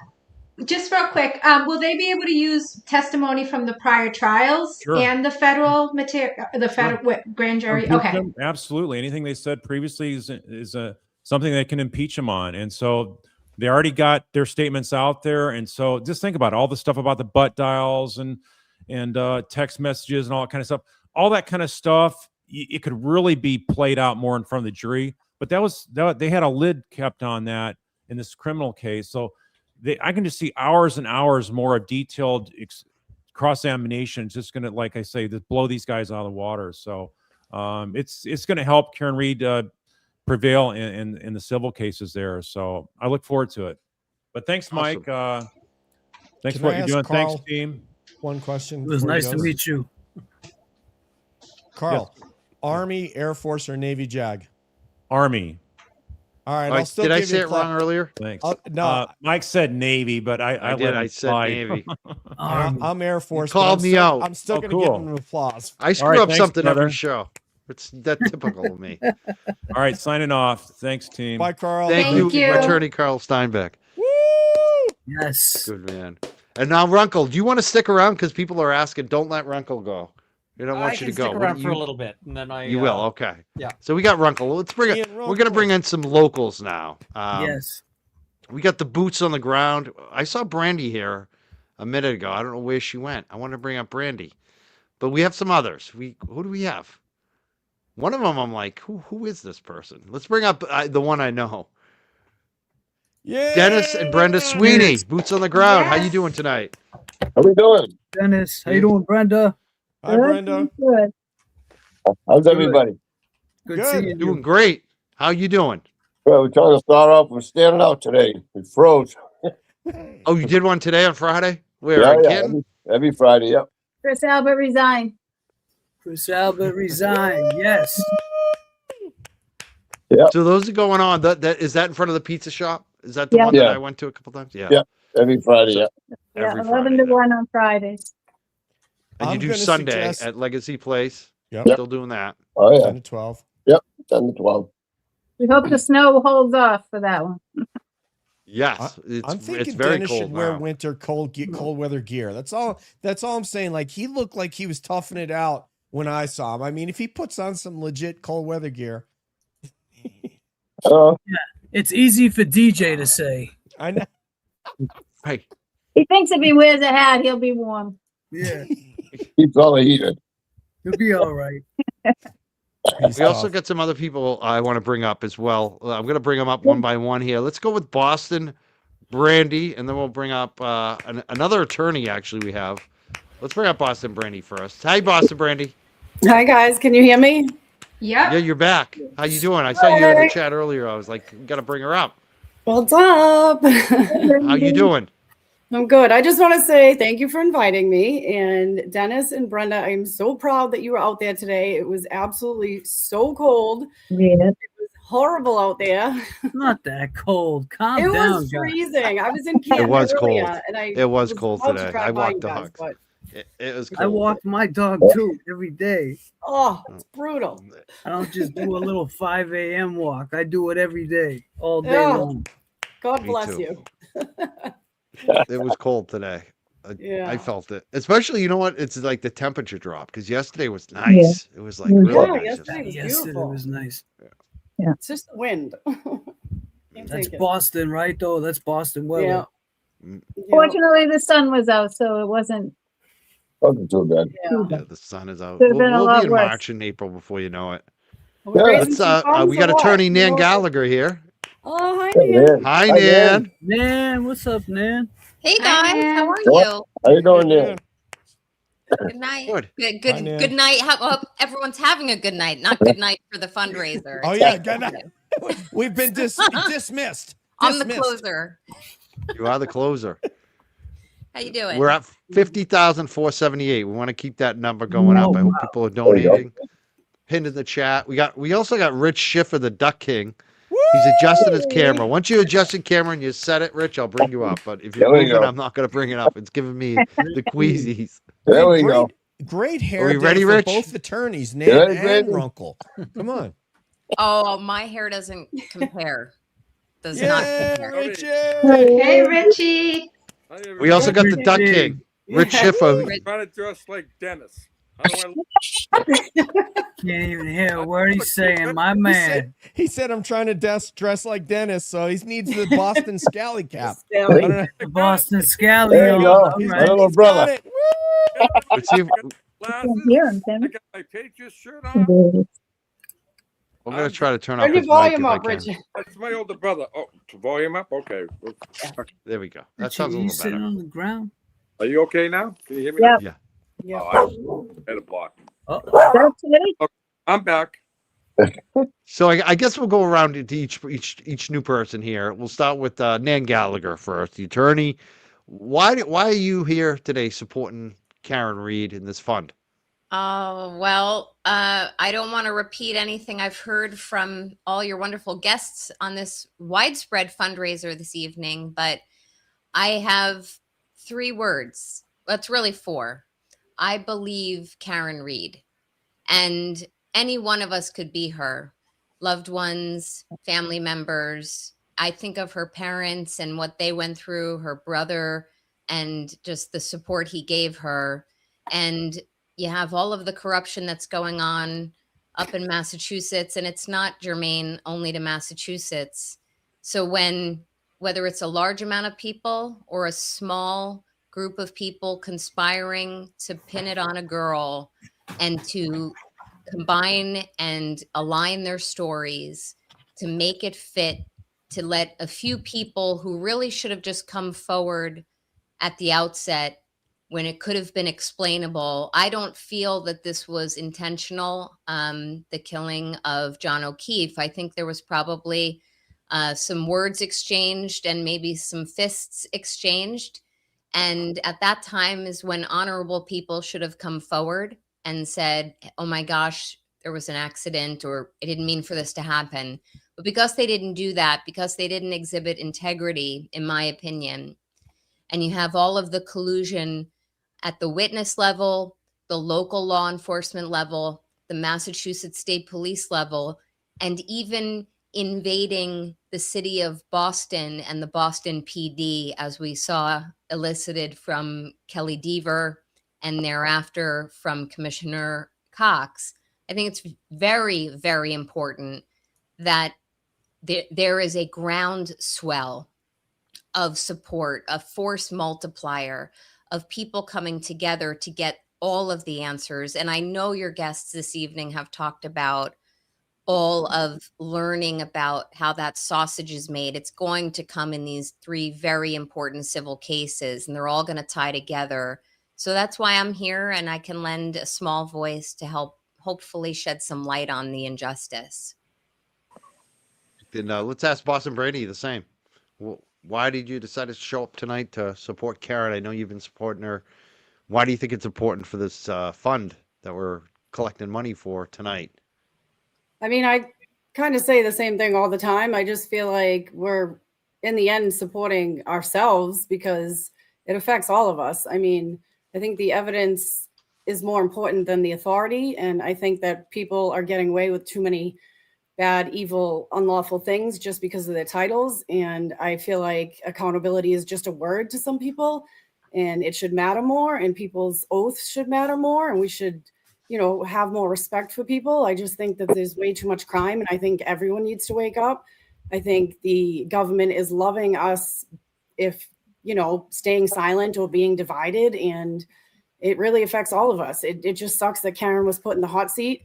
I'm very grateful that she's as strong as she is. I'm very grateful that her family is as strong as they are. And I'm very grateful that her attorneys have stuck by her this long, and that she has the team that she has, because they are the ones that are putting their foot, the pedal to the metal. You know what I mean? Like, they're in the courthouse, they're in the stomping grounds. They're like the actual ones fighting it, but it's for all of us. And if we don't all speak up and come together, like, we're all going to become a victim, a Karen Reed or a Sandra Birchmore. And it's just really scary.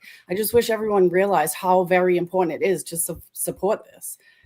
It's just, I don't know. I'll spread awareness and I'll keep talking and keep venting until Dennis tells me to shut up, or no, but that's a good point. or we get something done. You know what I mean? Yeah. But Brandy, do you think that people that are not from Boston or Mass, they have a less, like us, we care. We really care. Like, they have an interest, but they have a lesser interest, so to speak, than being here, dealing with it, knowing that you, me, Mike Crawford, Rich Schiffer putting a duck outside, a fucking duck. I don't know if it's more of like, if it's not an interest. I think a lot of it comes from fear. Like, either you don't want to speak up, you're too afraid, you don't know how to start, you don't know who will back you, you don't know who's gonna threaten you or overpower you. It's an unknown territory, but eventually we're all going to have to get there. Corruption is everywhere. And I think it's really important that people get into their town things. Like voting for the president is like important and stuff, but voting for your selectman is way more important. You need to start local. You know what I mean? I just think that more people should learn more about it. Yeah. Like Tip O'Neill said, all politics is local, right? Yeah. That's right. Yeah. From Cambridge. We also have Peter Murphy I want to bring up. Peter Murphy, Sergeant Peter Murphy from Kent Police Department, retired. Why are you here tonight? Why do you support Karen, Peter? Well, we've been doing this for 2.5 years, and we ain't got no quit.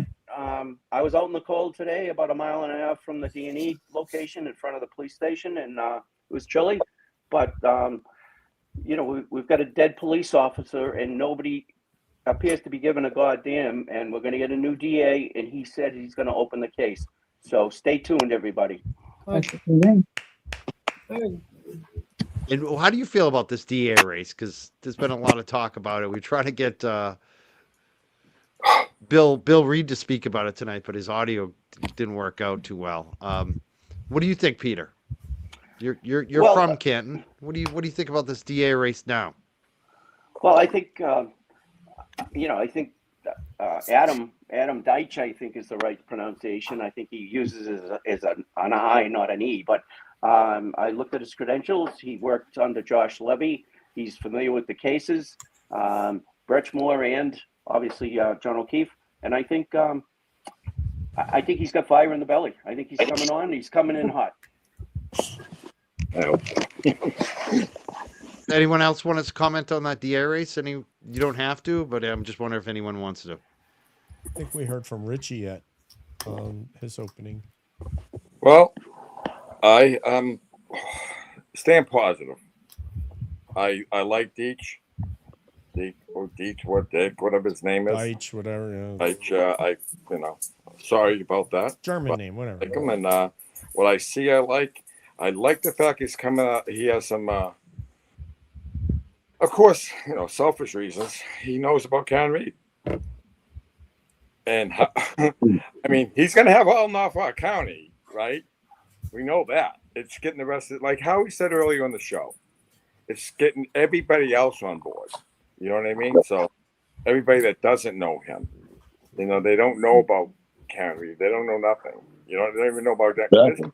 Still I run into people still not knowing about Karen locally. It blows my mind. So I just keep talking and just praying for the best for her, and all the support means the world to her, and like it always did to me. And I mean, I was a little fish, but we got to be here. We have to be here for her. She didn't bring this on. That's how monkeys brought it on. But they're all. I wonder what Dennis and Brenda think about the DA race, because they're from Canton. They're definitely in the district. What do you think, Dennis and Brenda? I won't speak for Brenda, but I'm 100% behind Dice. Just from talking to Cameron about him and stuff, and she's 100% behind him. And he was on the federal grand jury, and he was there doing the interview with Colin about his knuckles and stuff. So I'm sure. And then he sold his house, and now he moved to Quincy, right? Just to run against Morrissey before he didn't even know Morrissey wasn't going to run. So I'm 150% behind him. And Brenda, you feel the same way? Yeah, I'm actually thrilled that he's running. I think that, I hear a lot of people keep saying, why is this taking so long? Why aren't the feds here? And it's just, they want instant gratification.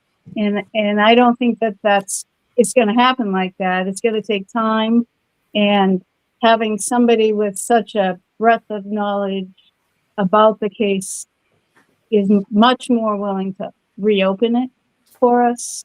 And that's really what I want. I want that John O'Keefe investigation to be reopened. I think Sandra Birchmore is in the Fed's hands already.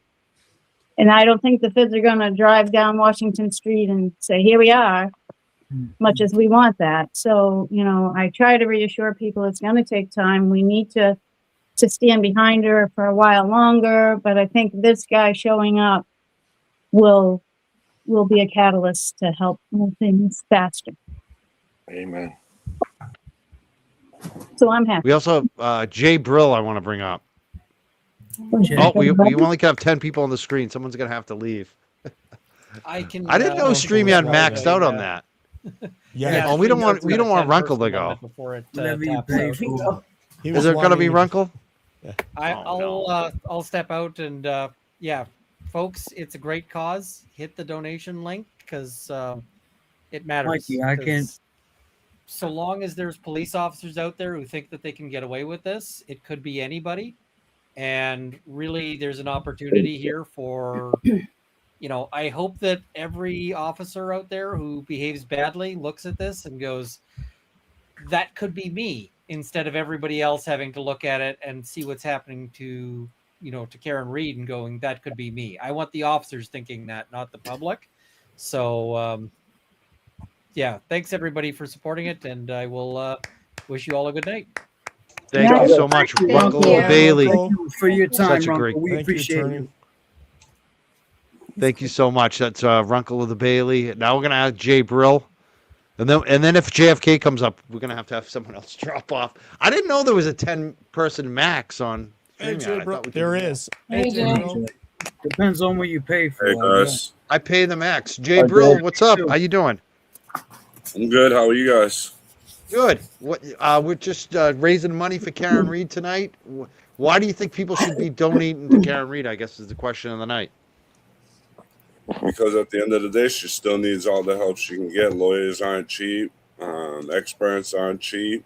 You know, she still needs all the help she can get. And we just had a big jump in donations too.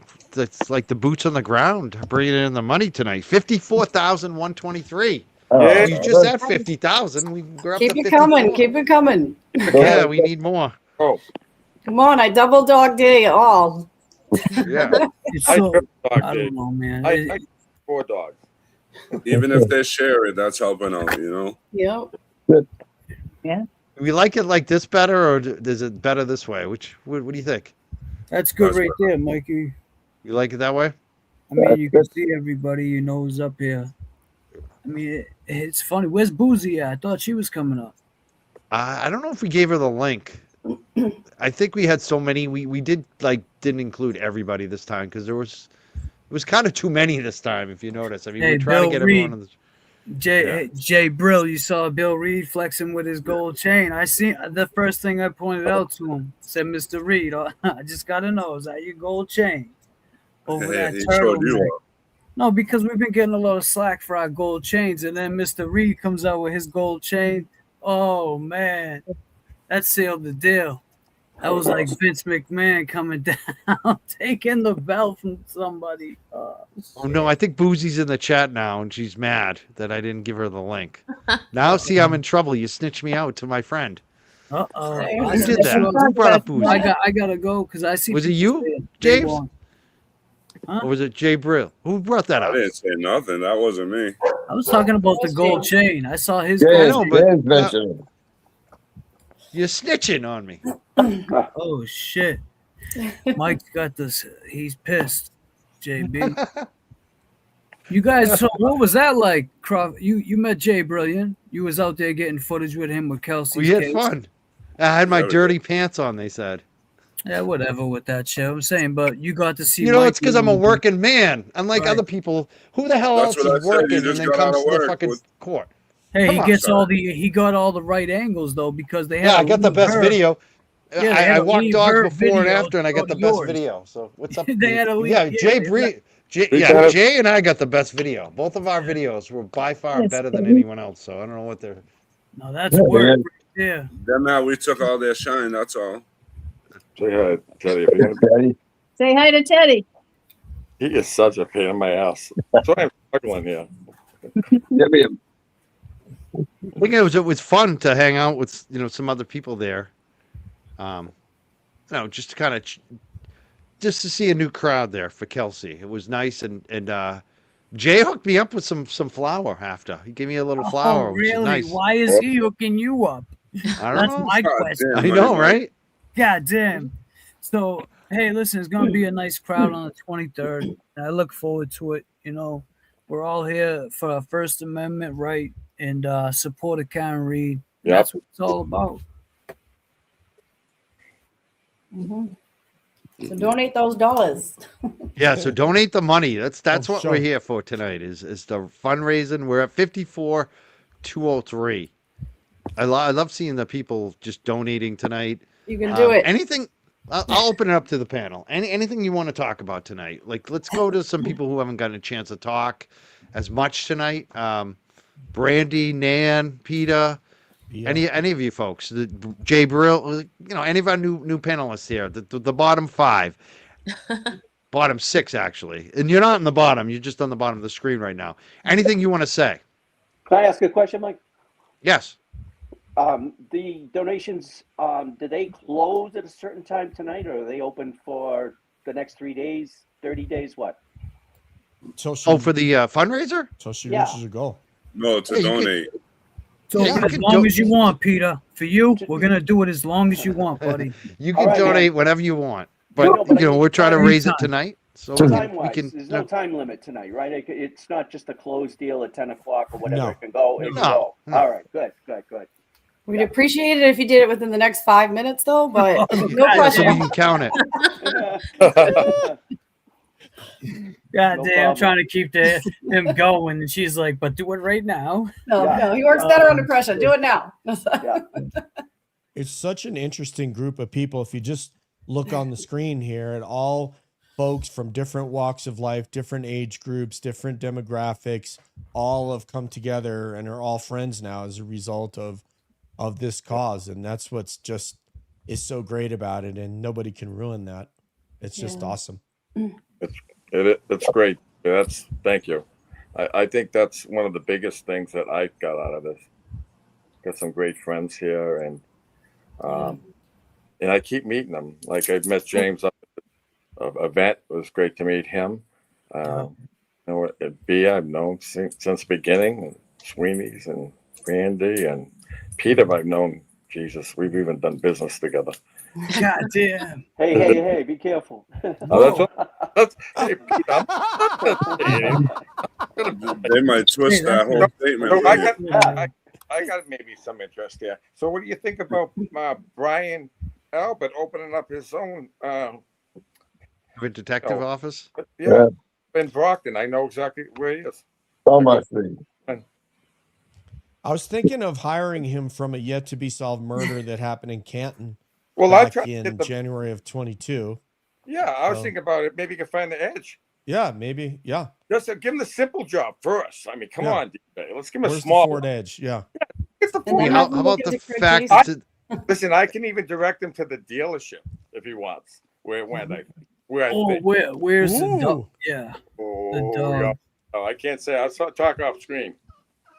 Isn't it weird that the offices are the same office as Kevin Reddington? No. In Brockton? No, Michael. Nothing is weird.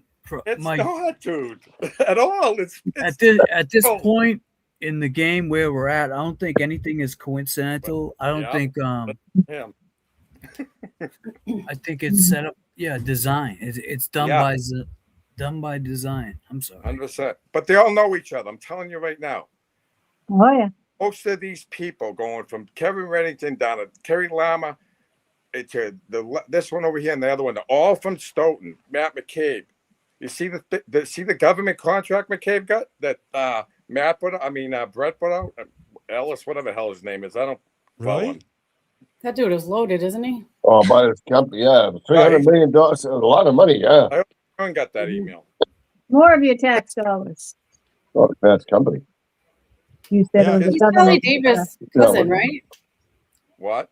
Isn't he Kelly Davis' cousin, Matt McCabe? I don't know that. Oh. I used to work with a friend of mine in the computer business, I repairing. think I saw it in a couple different obituaries.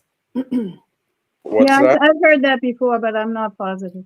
Oh, there's a lot of Matt McCabe's out there. Yeah. If you look up his name, you'll see it. I'm Yeah. sure he's looked up his name a few times, just like his wife. Richie, maybe you can hire him to see what happened to that camera footage from Tom Kelleher's. Maybe Well, can no, I investigate think that. at most, yeah, right, exactly. That's Oh, enough. maybe you could ask him why he said the guy didn't go in the house. Like, why was that a big deal to tell everybody? Like, you had to remind people. You had to remind somebody. If we were all hanging out and nobody showed up, right? But they said they did, and we all knew that nobody showed up.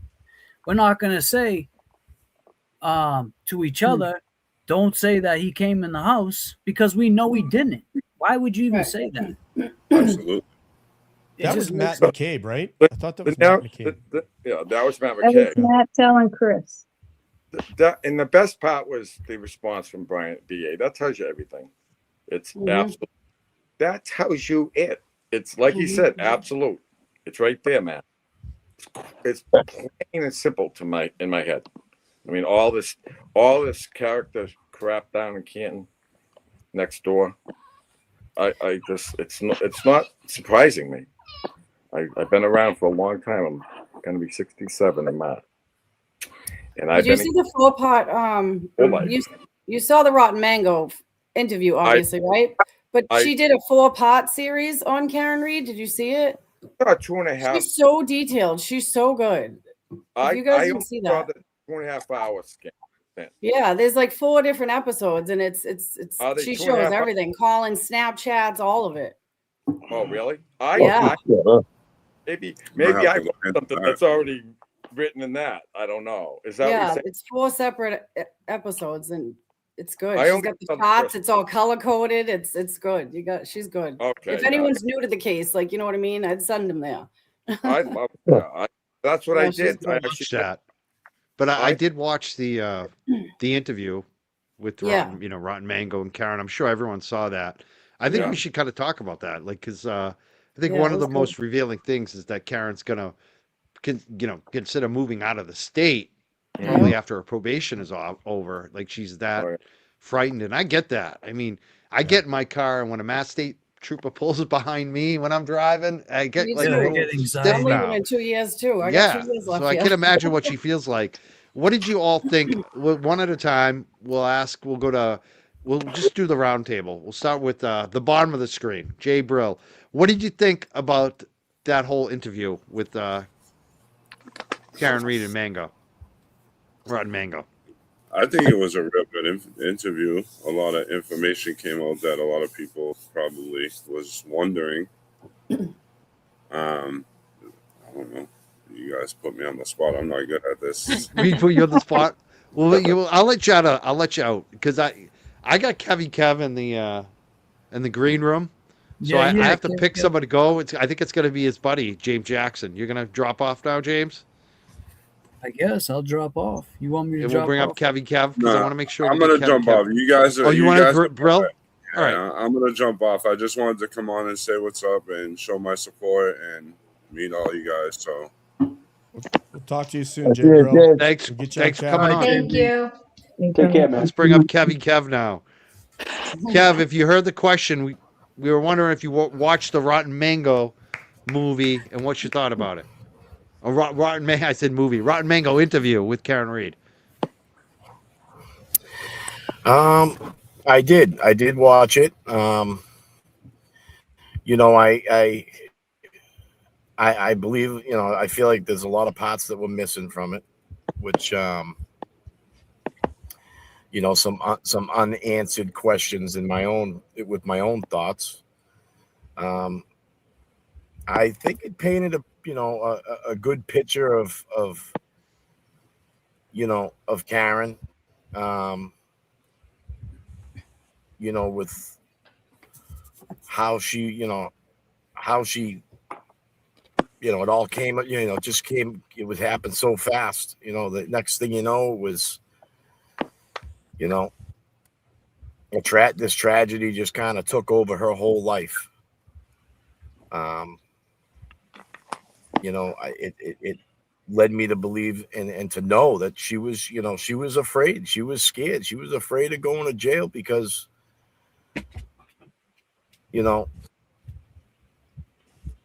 of how they, predicted this happened, just.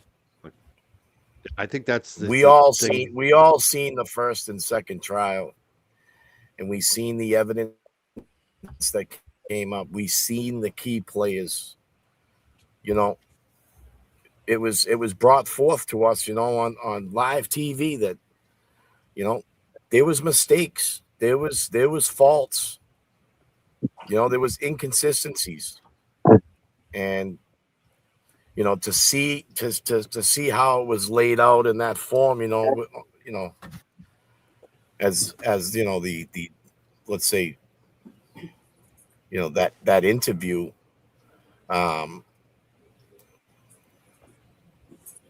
just, you could tell she was just she was afraid, she was scared. I mean, she still is. She's still up against this whole thing. Her fight is not over. That's the biggest thing. I just saw a lawyer, commented in the chat. Wow. What's up, Yeah, lawyer? what was up, man? Yeah. Go to Peter Murphy. Did you watch the Rotten Mango interview? I have to plead ignorance to that. I did not get a chance. I've heard it's really good, but I haven't had a chance to sit down and look at it.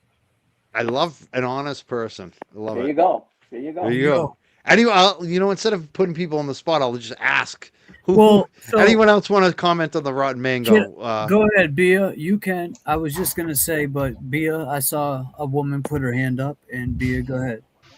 All right. Thank you, James. What a gentleman. I thought it was great. I think, again, you see her true feelings as she's describing everything she's gone through. And when you hear her, like in the Lifetime movie, when she mentions when she saw Proctor pull up and he approached her back door, how scared she felt. And then when you see the footage of her, being arrested and how she had called her dad. Like, I mean, it's just those experiences, you can see the trauma that she experienced. But I thought overall, the Rotten Mango, again, 2.5 hours, great questions. And I think she also did a great job of asking, funny questions that kind of, definitely made her feel comfortable. And they had a great dynamic. But at the end of the day, Karen has a big fight ahead of her. She still has 3 civil trials she's fighting, and she needs our help. So that's why we're all here. And I want to thank everyone for being here tonight, and to everyone who donated, thank you so much. Thank you. Yeah. Thank you for being here. I saw DJ also raise his hand. Do you want to say something quickly about Rotten Mango? Yes, I thought it was an amazing interview, very comprehensive. Obviously, with her 6.14 million subscribers and 1 million views, it helped us to be able to raise money this week for her. And when somebody is not present and they're not speaking, what people will do is they'll make assumptions about who that person is, what they think, what they feel. And those assumptions can range from great assumptions and then assumptions that are not so great. So for her to be able to speak, she was able to give you a sense of who she's become as a result of the trauma that she's faced and the injustice and the disbelief. Having to sit there day after day like this while people are sitting there lying about her on the stand with the jury there. And hanging in the balance is not Twitter drama. Hanging in the balance is her life and her freedom. And so now, having seen that long form interview that our wonderful colleague, Miss Stephanie Sue of Rotten Mangoes did, you can see what she actually went through and how that feels and how she's not thinking about teaching right now, much as she loved it and she appreciated it. She's not thinking about going to make money at Fidelity. She's thinking about, I have to take my broadsword and skewer straight through this corruption and through the people that did this to me and have walked free. Amen. Yep. Yes. Well said. I'm wondering, Nan Gallagher, did you watch the movie? The podcast, yes. I keep saying the movie because I'm thinking of the Lifetime movie. Thank you for correcting me. Thank It you. was great. And just from an artistic standpoint, I thought it was so well edited that it made it really enjoyable to view, even just the backdrop alone. But and we think about that because she, Ms. Sue, has so many followers and subscribers that people who stumble upon her, like I had never heard of Rotten Mango, may just click on that and say, well, this is visually, aesthetically pleasing to look at. But beyond that, and in line with what DJ was saying, I felt that this interview was a chance to really humanize Karen. Karen doesn't seem to make any secret of the fact that she's not outwardly the most warm and friendly personality. And when she had to stay so stoic in court, obviously any lawyer, including Alan Jackson and the others, would have told her to do that. You get painted a picture of yourself and you really have nothing that you can or should say in your defense. I can relate to that. But when we started to see, or at least I did, I was listening to her and I felt that she was really humanizing herself and intricately involved in the defense of her case. Like, she knows this material cold, and she to me conveyed some excitement, and she should have excitement, I would be, at trying to unveil secrets that had to be left covered up during the criminal trial. I thought the questions that Ms. Sue asked her were also very revealing and thoughtful, and they really got to a lot of the subject matters that I have personally been interested in. But overall, I would give that podcast a 10, just because for anyone who really didn't know much about the case, well, they don't go through the entire timeline. I mean, it can take days to try to explain Karen Reed's case to anyone. They focused it on key areas that really shed a light on the lies that have been told and the malfeasance involved in covering up the crime or crimes of other people. That's what she needs to let out. Yeah, it's got to get uncovered somehow. And it is, I'm sure it's been talked about by the attorneys this evening. It's the civil trials where it's all going to come out. And even think of little things that popped up during the pendency of the case, right? So do you remember several months back, and I think it was before trial 2, where there started to be rumblings that Colleen Crawford, I think that's her name, had a quote unquote relationship, a business relationship with Fanning. I believe it was Officer Fanning. Tully or Fanning, one of the two, yeah. Right. Fanning. And it was their company that I'm at least saying it is alleged that their company received or performed videographic services for some of the video evidence that was presented at trial or would have been presented at trial. Now, Judge Canoni, I don't even know if it was ever presented to her for that to become an issue at the criminal trial. But at the civil level, this can be explored greatly. And that would show, at a minimum, a bias that Colleen Crawford had and or Fanning. We also saw that there were allegations of Fanning at the first trial, that he was overly involved or in overseeing the jury.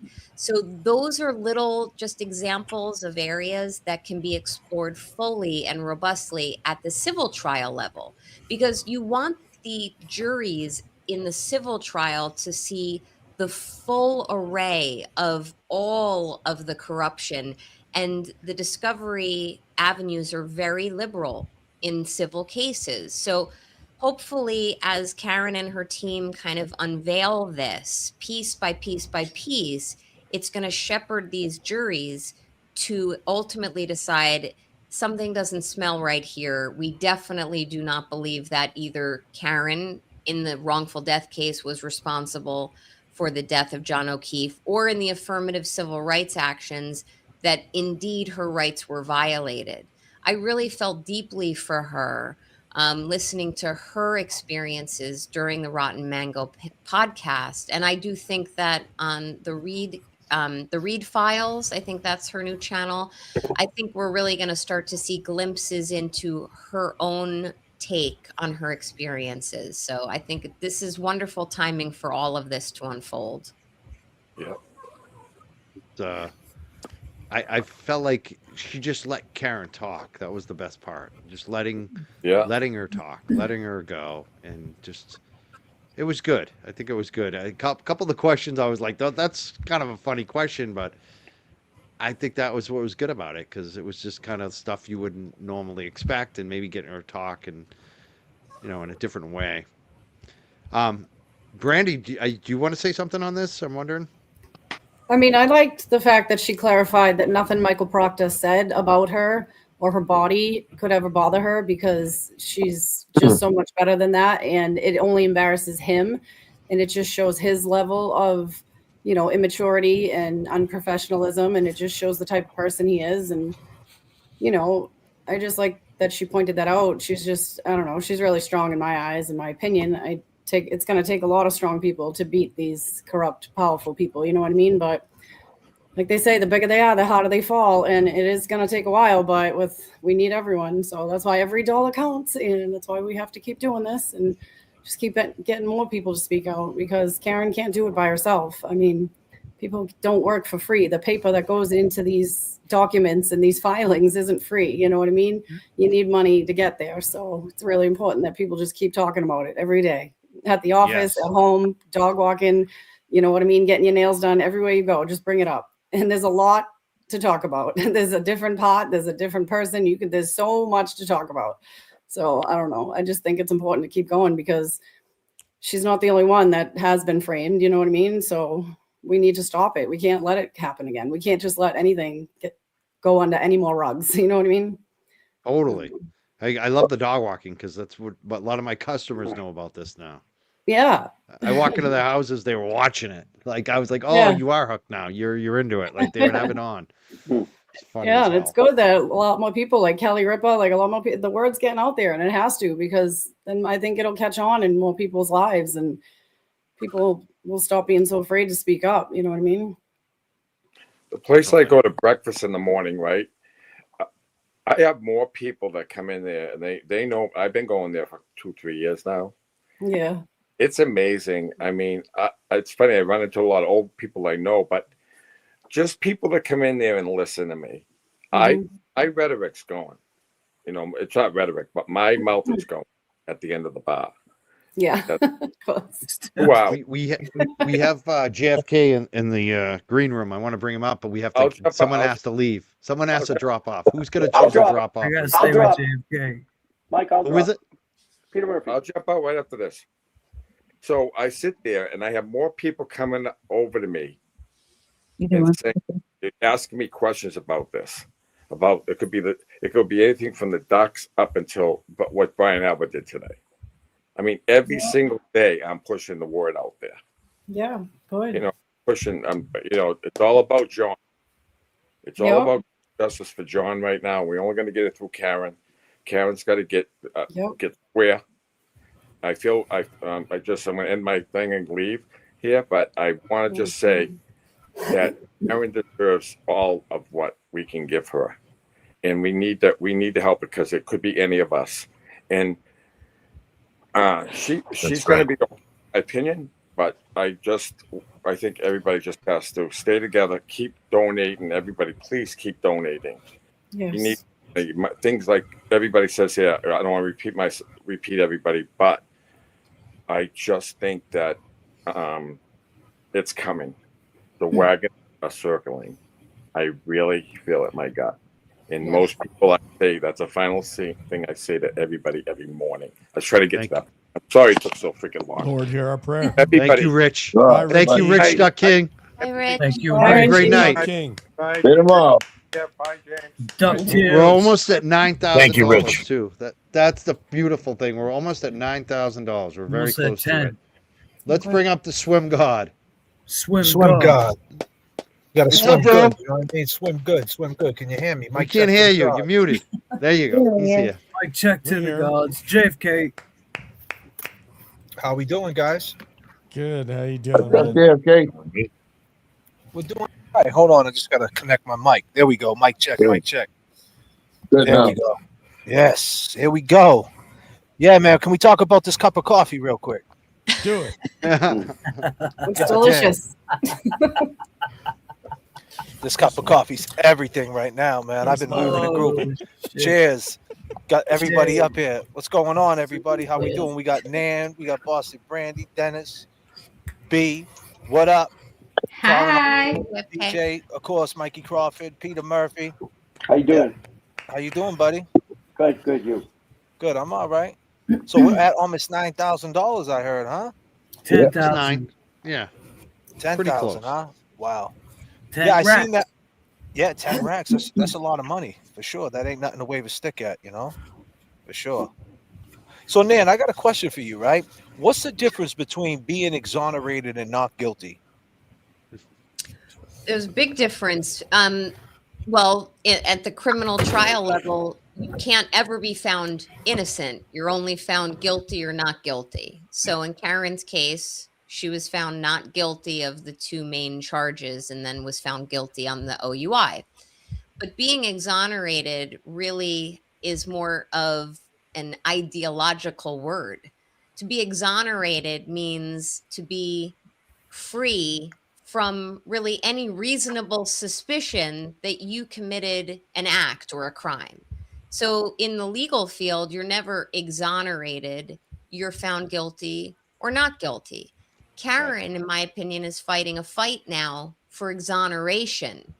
At the civil trial level, she'll either be found liable in the wrongful death action, meaning she was culpable, or not liable for it.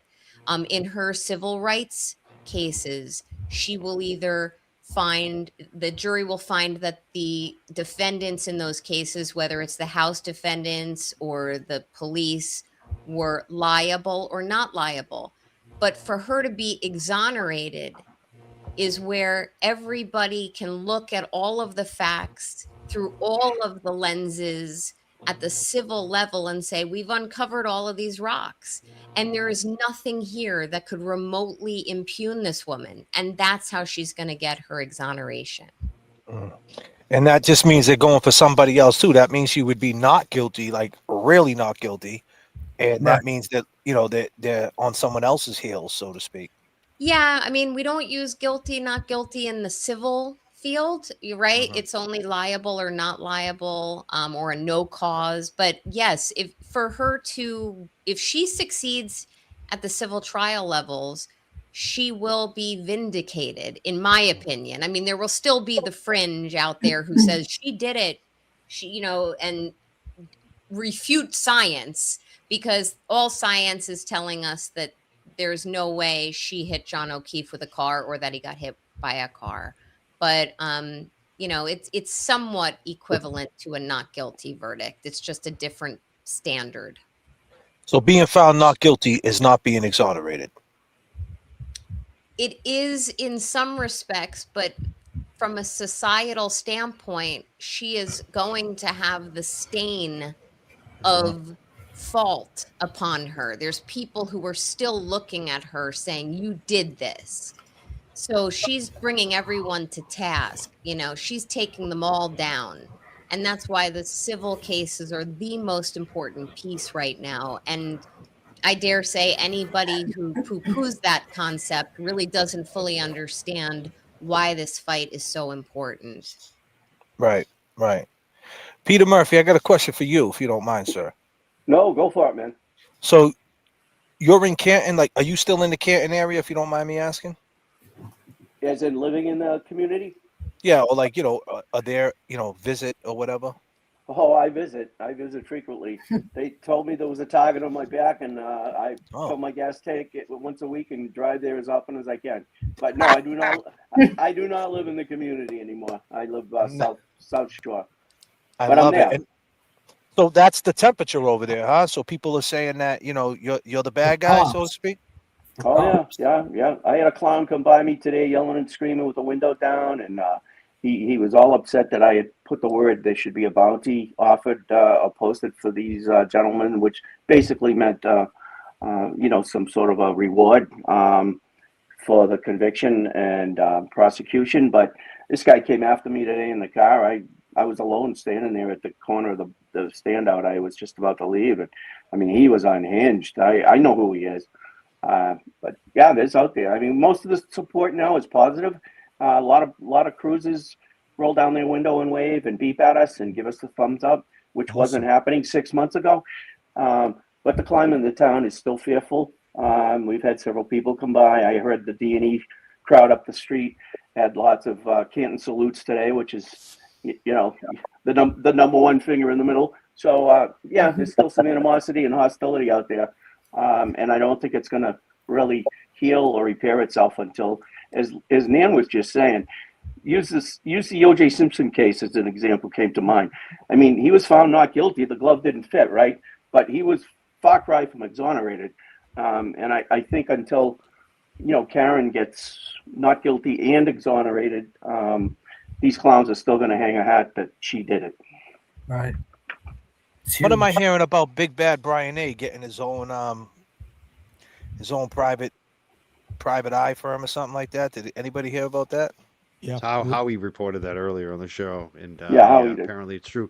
It's in the same office building as Kevin Reddington, apparently, God. in Brockton, the attorney mean, for the McCabe for the Alberts. Oh So no, Howie was he's on. the attorney for Jennifer McCabe. Jim That's who it McCabe, is. Yeah. first attorney. Yeah. So Howie was on the show, Money Making Mike, huh? You He ain't. was earlier. Yeah, So- we had Bill Reed on for a moment too. We had some technical difficulties with him, unfortunately. But yeah, Howie was on, and we had Howie and Bill Reed tonight, and a bunch of law tubers too. Yeah, I seen that. I seen Runkle was in there and a couple other cats. Yeah, for sure. Yeah, so that means you're still in the loop with Howie, huh? He didn't cancel you, Mike. You're still doing your thing, huh? So funny. You know, these guys don't have any sources. Yeah. Like, Yeah, they want to know damn, what's going on in my Money life. They Making should just ask me. Ask me. I'll tell you. Like, No, or but maybe ask Howie. But This Howie chat- won't pick this- up the phone for them. He'll pick this up the chat phone is- for me though. This chat is Sorry. pretty vile, man. There's a lot of stuff going on. Yeah, in I know. chat This that I is see. the Nick Rocco Reed files. Hey, he needs a hey, moderator. just over there. real quick to touch on Oh, that. okay. This, there's a lot of people in here. Aiden, I saw Aiden in here talking about, go ahead, Nan, talk. I love hearing you talk. Just vile shit. And it's like people that were once standing up for Karen, but now they think, it's okay to come and curate a chat to just throw shade and throw Especially hate. when you're raising money for Karen. Yeah, It's- man, It's like, like Aiden, it just shows you. Look, especially I'm going to what's say going- something. It shows you how low class they are. Right. And how like they really aren't about the movement of the cause. Like, I don't give a shit who it is. I would never go up in someone's fundraiser and talk shit. Like, people, you guys are low class. We've seen it all night. And like, you think this is a joke. We don't think this is a joke. We live in Mass. We know Karen. We know what this is about. And for you guys to be that lame, it's just fucking gross. And you wonder why no one wants to mess with you.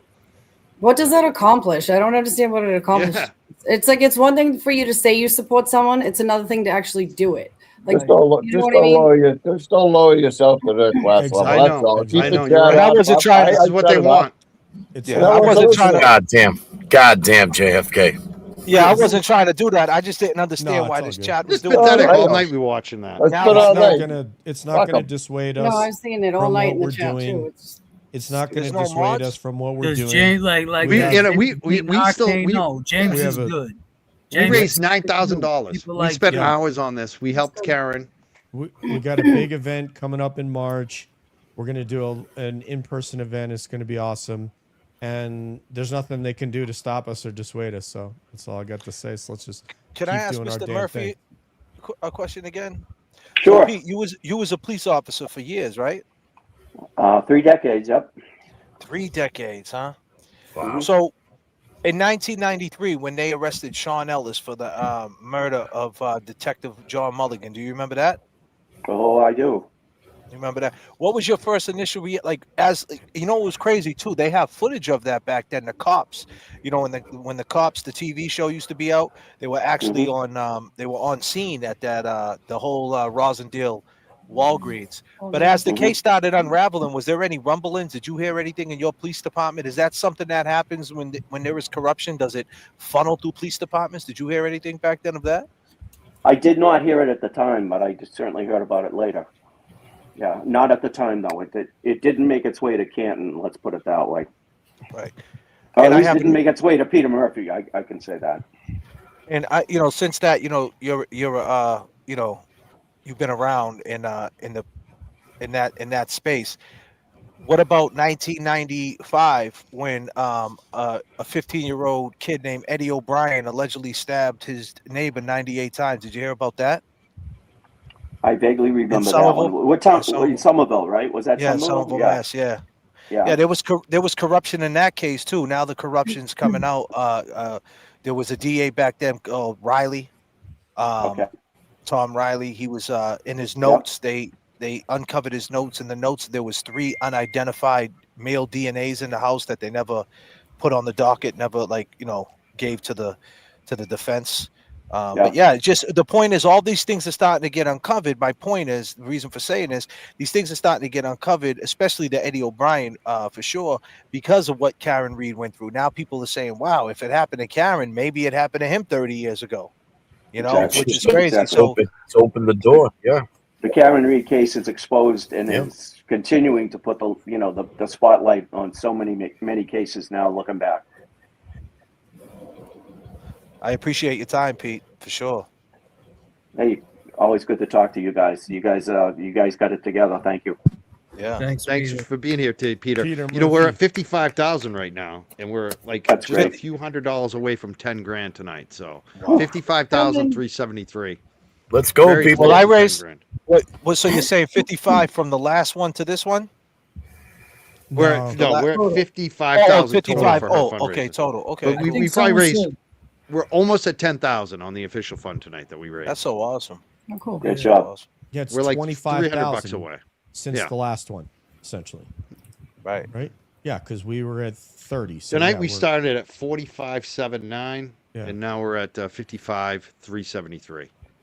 That's great. So Amazing. we're like Good job. $400 away from 10 grand tonight. That's Plus, so plus awesome. we have also too. People have donated. Below, you know, you can do fkrcivilcase.com is the official Karen fundraiser. All the money goes to Karen minus the processing fee from the website. But you can also give directly to Karen on PayPal or her Venmo, and it's on the ticker at the bottom of the screen if anyone wants to give that way.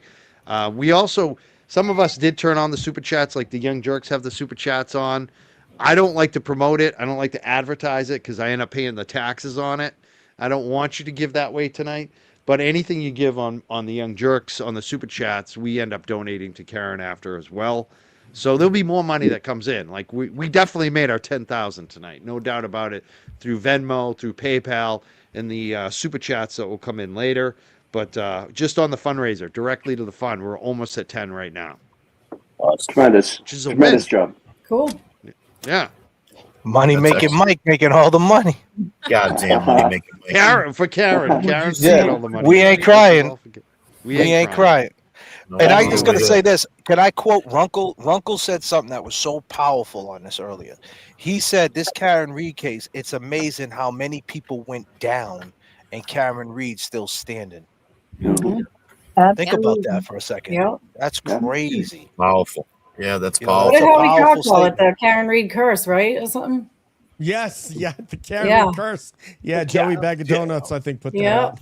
Because you think about it, all the cops, everyone that's had a job change, just a change in their employment at all, that this is one case, one dead guy and one defendant. Well, all the cops, the politicians, the DAs, the everyone. It's these people are not built crazy. like Peter Murphy. It's crazy. These people are Yeah, built. God, different. no. They're all He's telling on each other some Yeah. way or another. You know, It's crazy. Yep. People Yeah, went down. Proctor went down. Let's go down the line. Proctor's out of there. They moved Buchanan. He's somewhere. What's he doing? He's washing floors over in. Got rehomed. Charlie got rehomed. Charlie got rehomed. Goddamn rehomed. He's writing Good pocket job. tickets. Desk Murphy. duty. Yeah, that's wild. Deva. And what's Deva Yeah, gone? Dever's gone. Cox right? is Good gonna point. leave soon. But he's gone. Yep, Cox is gone. Disclaimer. Done good. Pause if necessary. Done Will be next. Brandy. Pause Yeah. if necessary, Brandy. Boston Brandy. God damn, gone. Boston Brandy. damn. Oh man. Done What is good. it? That Couldn't Get him. McLaughlin girl leave of absence, right? You're right. Mhm. Yeah, they're all going down. Is Levinson, is she working? How's she doing? What's the word, Peter Murphy? What's the word, Peter Murphy, with Higgins? Did you hear anything about him, like through the grapevine? The most recent thing I've heard about him through the grapevine, not criminally or necessarily with a bright light on his head, is that he and his good friend Brian Albert were supposedly around knocking on different bars in the Boston area looking for a certain individual in the last couple of weeks.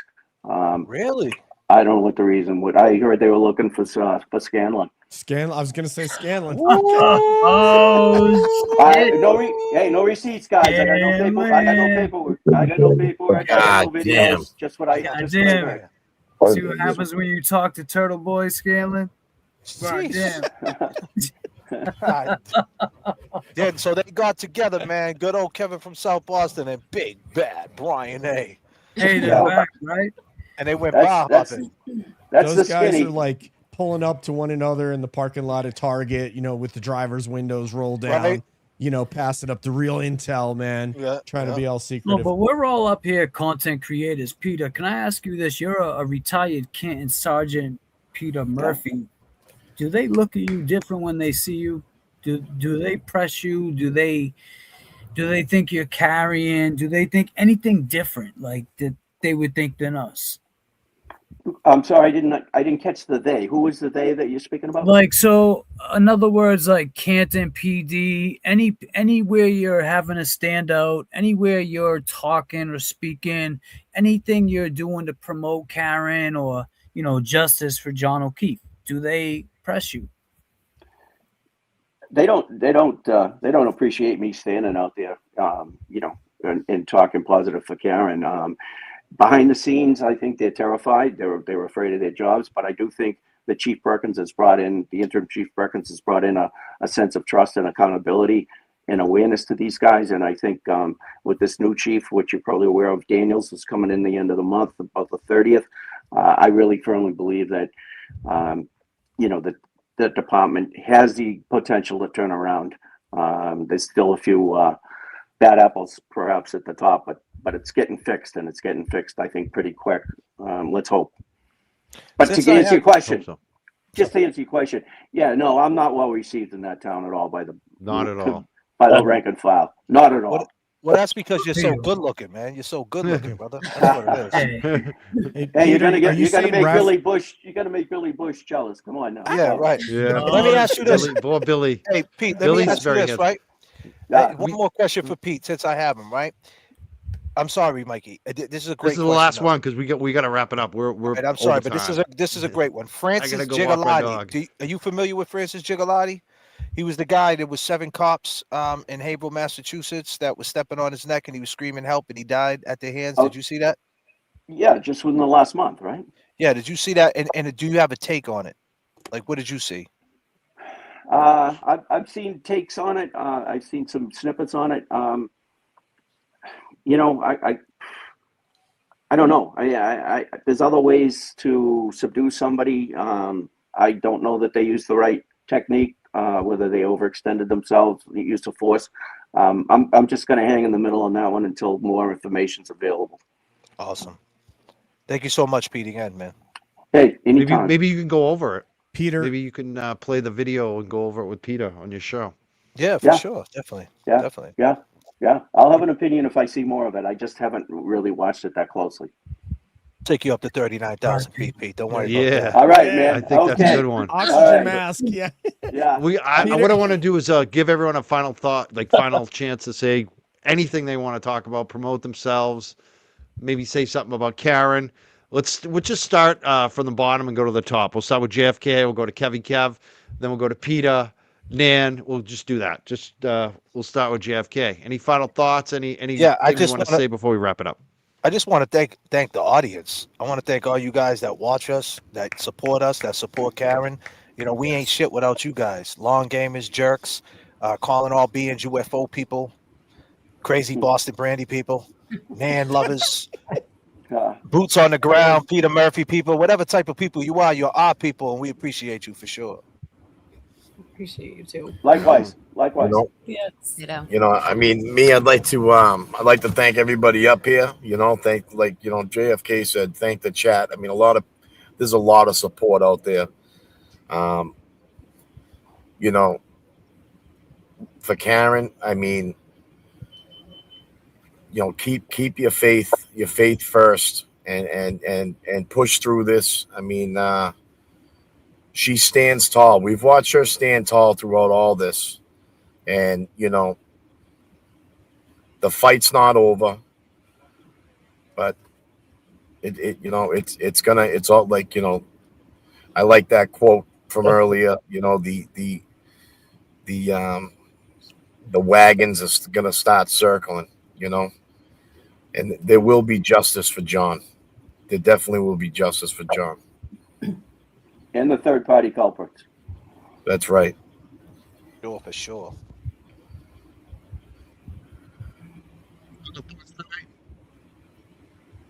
Pass it off to Dennis. Thank you. I'll pass it up to Brenda Gray. She's the speaker. I just want to say that, you know, this is a long road and we're here until the very end for however long it takes for Karen. We're proud to stand beside her and we will do whatever we have to do to help her. Got no quit, right, Pete? We ain't got no quit. No. And Brady. I mean, I'm in it for the long run. I think transparency protects everyone, and that's just what I hope for in everything, in every system, every policy and procedure that needs reform and revamping of some sort. But I think we'll get there eventually. We can't give up. So I don't know, just people, please stop. Thanks to Don't you quit. creators for getting the word out there for her and stuff too, and standing with us and letting us let our voices be heard too, especially from us in Canton. We really Yes. appreciate it. Thank Yes. you. We're all going to stick together. The boots on the ground, and yes, and Nan.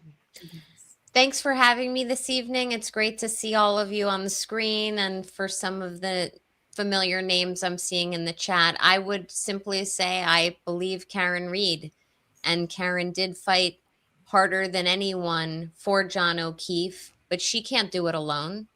And if she's going to fight this fight, she needs everyone to pull together and stop pointing fingers at each other, insulting each other. By the way, I've been part of that too. We should all be putting weapons down and fighting for the reasons that we all came into this. And those are all different reasons. We all have different purposes, different goals, but we all fought uniformly up until that verdict day. So it would be really great if everyone would pool all of their resources, both emotional, psychological, and financial, and start fighting the good fight to uncover the injustice and the corruption. And hopefully we can get some answers that I know Karen, her family, the taxpayers up there, and even people who live well beyond the jurisdiction really want to know. So thank you for having me, and I'm here to support however I can. Thank you, Nan, and James Jackson. Skip Peter. James, still, you're muted. I just want to see sorry about that. I want to see more support, you know. There's a lot of this chat has been wild all night, trying not to pay attention to it, but it's crazy how these people were once supporters of Karen Reed.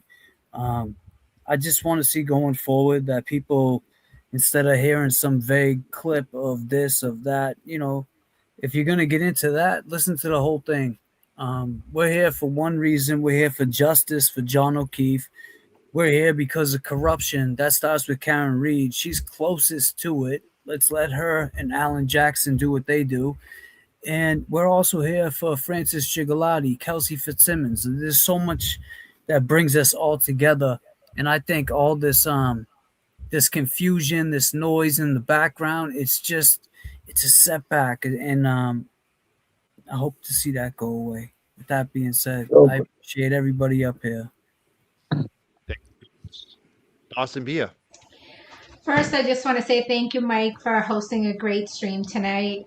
You put in a lot of hard work, and we totally appreciate it. As they say, the wheels of justice turn slow, but we're getting there. And Karen needs our support. We stand by her, and just hopefully everything continues in the right path. Thank you for all your donations, and have a great night, everyone. Yes, thank you for the donation. Pete, I was just final question for you. Are you still getting Christmas cards from Helena, or are you cut off now? No, yeah, those cards stopped. Okay, yeah. damn it. God Okay. damn. All right. Yeah. Thank you very much, Mike, again for, as Bia said, for hosting this. It's an honor for me to be associated with every single one of you that's here, and everybody that was on screen tonight that has departed, like Nick and Brian LTL.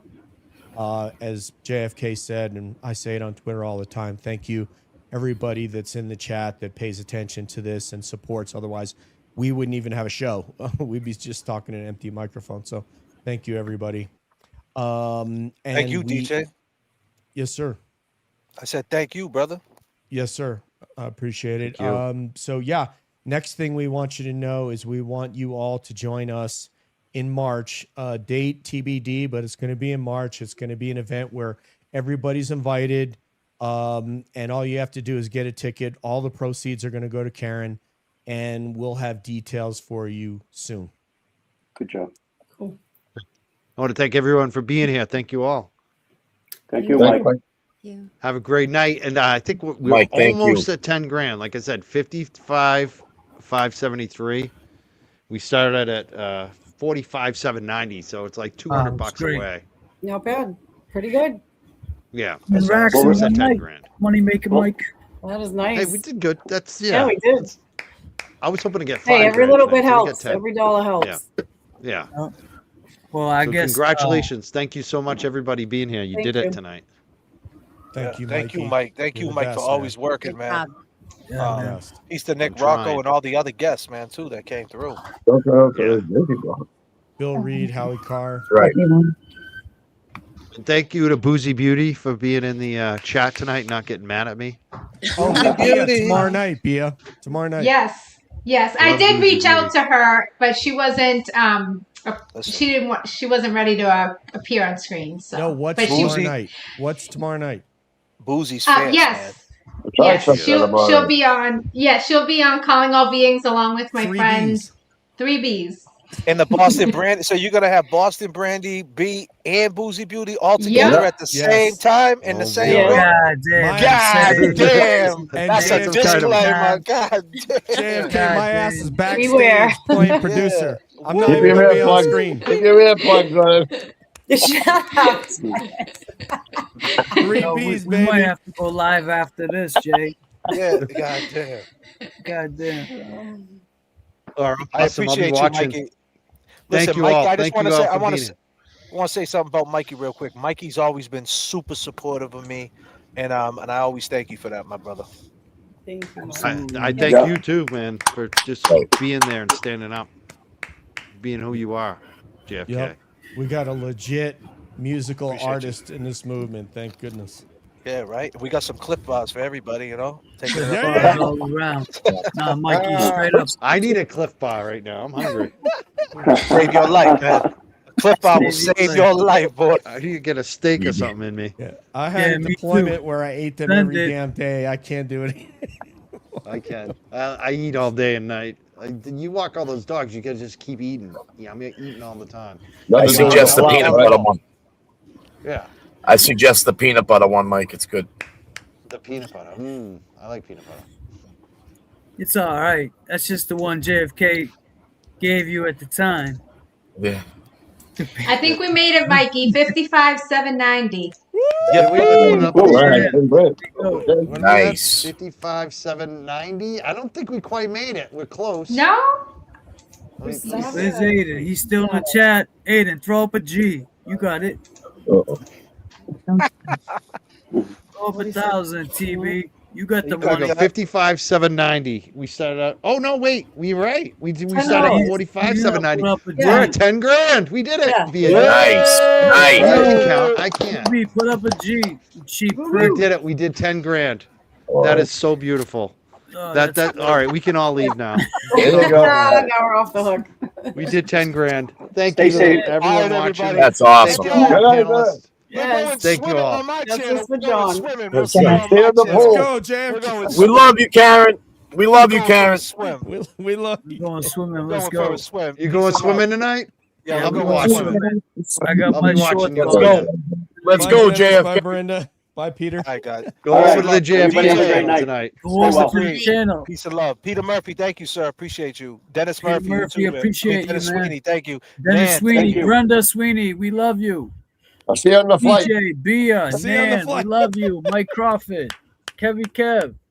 Peace and love, everybody. Thank you so much. Oh, my goodness. Thanks, Mike.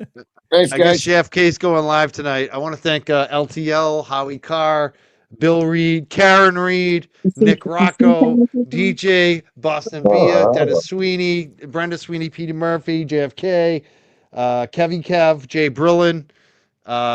What am I missing? James Jackson. Did I miss anyone? Boston Brandy. We had a lot of guests on tonight. So Yeah, I want we to thank. did. Oh, in the Rocco, Law Tubers, Andrew, Carl, Andrew. Runkle and Carl Steinbeck. Yeah, the three law tubers and Nan Gallagher. We had 4 attorneys on here tonight. I hope I didn't miss anyone. That's a lot of people. I want to thank everyone who's here tonight. Just going to go through some of the super chats. I want to thank all of our guests again for being here. Thank you to the Sweeneys. Thank you, Boston Bia and DJ. Do you want to stick around while we go through the super chats, or you want to Sure. run too? Well, we're almost there. Go for it. These are like I don't even know who's where they're coming through because like who's But I want to thank Shannon for becoming a member tonight on somebody's YouTube. It looks like on 2 YouTubes, 2 different channels. Epaglukia said, "Howie, my father loved you. Thank you." Space Ghost gifted 5 memberships on James Jackson tonight, and that's the thing. I want to make sure everyone subscribes to all the channels that were here tonight. Becky G threw up the Karen Reed Defense Fund. Thank you so much, Becky G. Rose D gave some love to James Jackson tonight. Borders Girl says, "Stronger together. So happy to be here with all you supporting Karen. Justice for Officer John O'Keefe." There's another one from E. Paglukia. She says, "My nail tech wanted to tell James hello." E. Pagluka, I believe is how it. Yeah. Thank you. It Thank took you me for a minute. I'm helping me like, all with I that. couldn't figure it out either. Ruby Thank D, you, thank Ruby. you for gifting some memberships to Calling All Beings tonight. Becky G, more James Jackson's getting all the memberships. He is, man. He's getting all the money. I need to change my sunglasses. Look at him. Look at him. He's getting them all. I just keep putting up James Jackson. He's the one who made all the money tonight. Terry Doria said, "Home sweet home. Love my Bow family." There's another one from Amy's Positive Pathways. Says, "Hey friends, hello DJ, Bia, James, Mike, Andrew, Nick, and Yay Runkle, my favorite Canadian lawyer. Let's keep it up, the support for Karen." Thank you, Amy. Amy's Positive Pathways. Massachusetts original. I'm wondering where all these super chats are coming from because they're not coming through the Young Jerks tonight. I don't think we got many. I'm not seeing them either. SMJC sent a $1.99 super sticker tonight. Becky G sent $5 and says, "William Reed." It's another one from, you want to say it, DJ? E. Pagliuca. Was that it?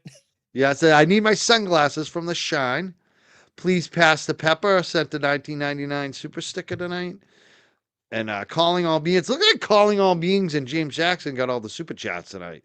It looks like I finally got a new member. I think this is like my first new member today. GA Hello Kitty. Yes. And here's one, Jeannie KR Governor MA gave £5.99. Says from the EU, pay it doesn't work, so sending super chat instead. Wishing wonderful success for Karen's fundraiser. God bless Karen Reed. Love from Ireland. That's the thing. People give me shit about turning on my super chats. This is the reason why I did, because some people can't give overseas, and I donate any of the super chats I get to Karen. Same here. So Terry also gave $9.99 tonight. Says, "To my sisters and brothers, much love always." Thank you. It looks like Ruth Christie N7H became a new member tonight. Thank you. Oh, and look at that. Maria, Law again, wifey. Australia, $30. Says, "Thank you for all your hard work. Here is my contribution to Karen, as I am unable to donate via other means from Australia." See, that's why. That's why we left on the super chats. Some people can't give from Australia, you know? Totally. Look at this one. I don't know who's had a member for 35 months, but they just renewed. I think that might be your Runkle. Yeah, probably. We got a lot of super chats, but it doesn't look like they're coming through the Young Jerks. We only got 3, so I tell you it's not us. Glamour Sue's been a member for 25 months. I think that one is mine. Says, "Every dollar helps Karen. Donate if you can, please." Thank you so much, Glamour Sue's. Jackie gave $20 tonight. We actually got a lot, but not through, like, I don't even know where these are coming through. E. Paglukia, again, she donated a lot tonight. His Ernest donated. Disclaimer, New Hampshire dude. More James Jackson. Remember, he's getting all the money tonight, not James Jackson. Perry said, standing for truth and showing love it all in one place. So amazing. And then there's more for Jackie and Mando. Wow, this is just, it is becoming a lot. It's all for James. James is the one that, James making all the effing money. Sheila and Friends True Crime Chat said, what a great night. Thanks to everyone. Look at this. Look at this kid. I'm telling The you, ladies man. love him. He's got this. He's got with the je ne sais quoi. It's funny because they were giving up. Some of these haters in the chat were all over him, and now I get why. They're all they're jealous of the money the kid's making. Yeah. Mary Malaki says JFK talked to the people watching. Let's get to 10 grand. We did do that. We did get to 10 grand tonight. Rose Thank you, D. Mary. More James Jackson. Becky G. Disclaimer. Yeah. I love it. Here's another one from Jeannie KR for governor of Mass. Yes, I'd vote for her. I'm trying to get him up on the screen. Oh, I finally got some memberships. This is from one of my mods, Mia Bito. Thank you so much. Thank you. Law Wifey said, great job, everyone. Classy panel and chat. Thank you, Renee. Renee, my Oh, the last one. Renee says, money making, Mighty Mike and Mike, DJ and Bia, love you. Love you, Renee. Thank you. 10:30. I think we're done. Ruby! I think we hit our goal. Let's just check it one more time. See if any more money's coming in for Karen Reed. We're at $55,790, Awesome, which puts man. us right at 10,000. That's amazing. We That's hit perfect. 10,000 We did it. exactly on the spot. For You- 3.5 hours, that's You not guys bad. did it. No, Yeah. you guys did it. And just to thank Mike, when we started with the fundraising efforts on December 19th, her defense fund was just over 10,000, and it started the ball rolling. So this is great progress, and again, we're happy to be here and help you out with this endeavor. And I think we showed a lot of unity tonight, and we want to continue to work together to make things happen. So again, thank you for all your efforts. That's my homie right there. Boston Bia, always bringing it right. Thank you, Boston Bia. Right. Thank you both for being here. Thank you for, what do we say? Stronger together. I want to thank you both for everything you've been doing. And tomorrow night, the 3 Bs, baby. Don't miss it. Enjoy. We don't know what's going to happen. We just Yes. know I'm going to be backstage, and that's all you need to know. Holding it down. And that's it. Bye, Mikey. Bye. Have a good Thank you so night. much, everyone. Bye-bye. We'll see you soon. Thank you. Bye, everybody. See We you soon. love I want you. to thank Thank everyone you. in the chat, and thank you everyone who's donated tonight. And if you can, if you're watching this later, you can still donate. I'm gonna put the, especially if you're watching on the Young Jerks, I'm gonna put the link in the chat in the comment section, so you can still donate. It's not like you can't donate later tonight. I want to thank my mods especially. I'm very thankful for my mods even more tonight after what I saw go on with another channel that wasn't moderated yet. It's just thank you to my mod team.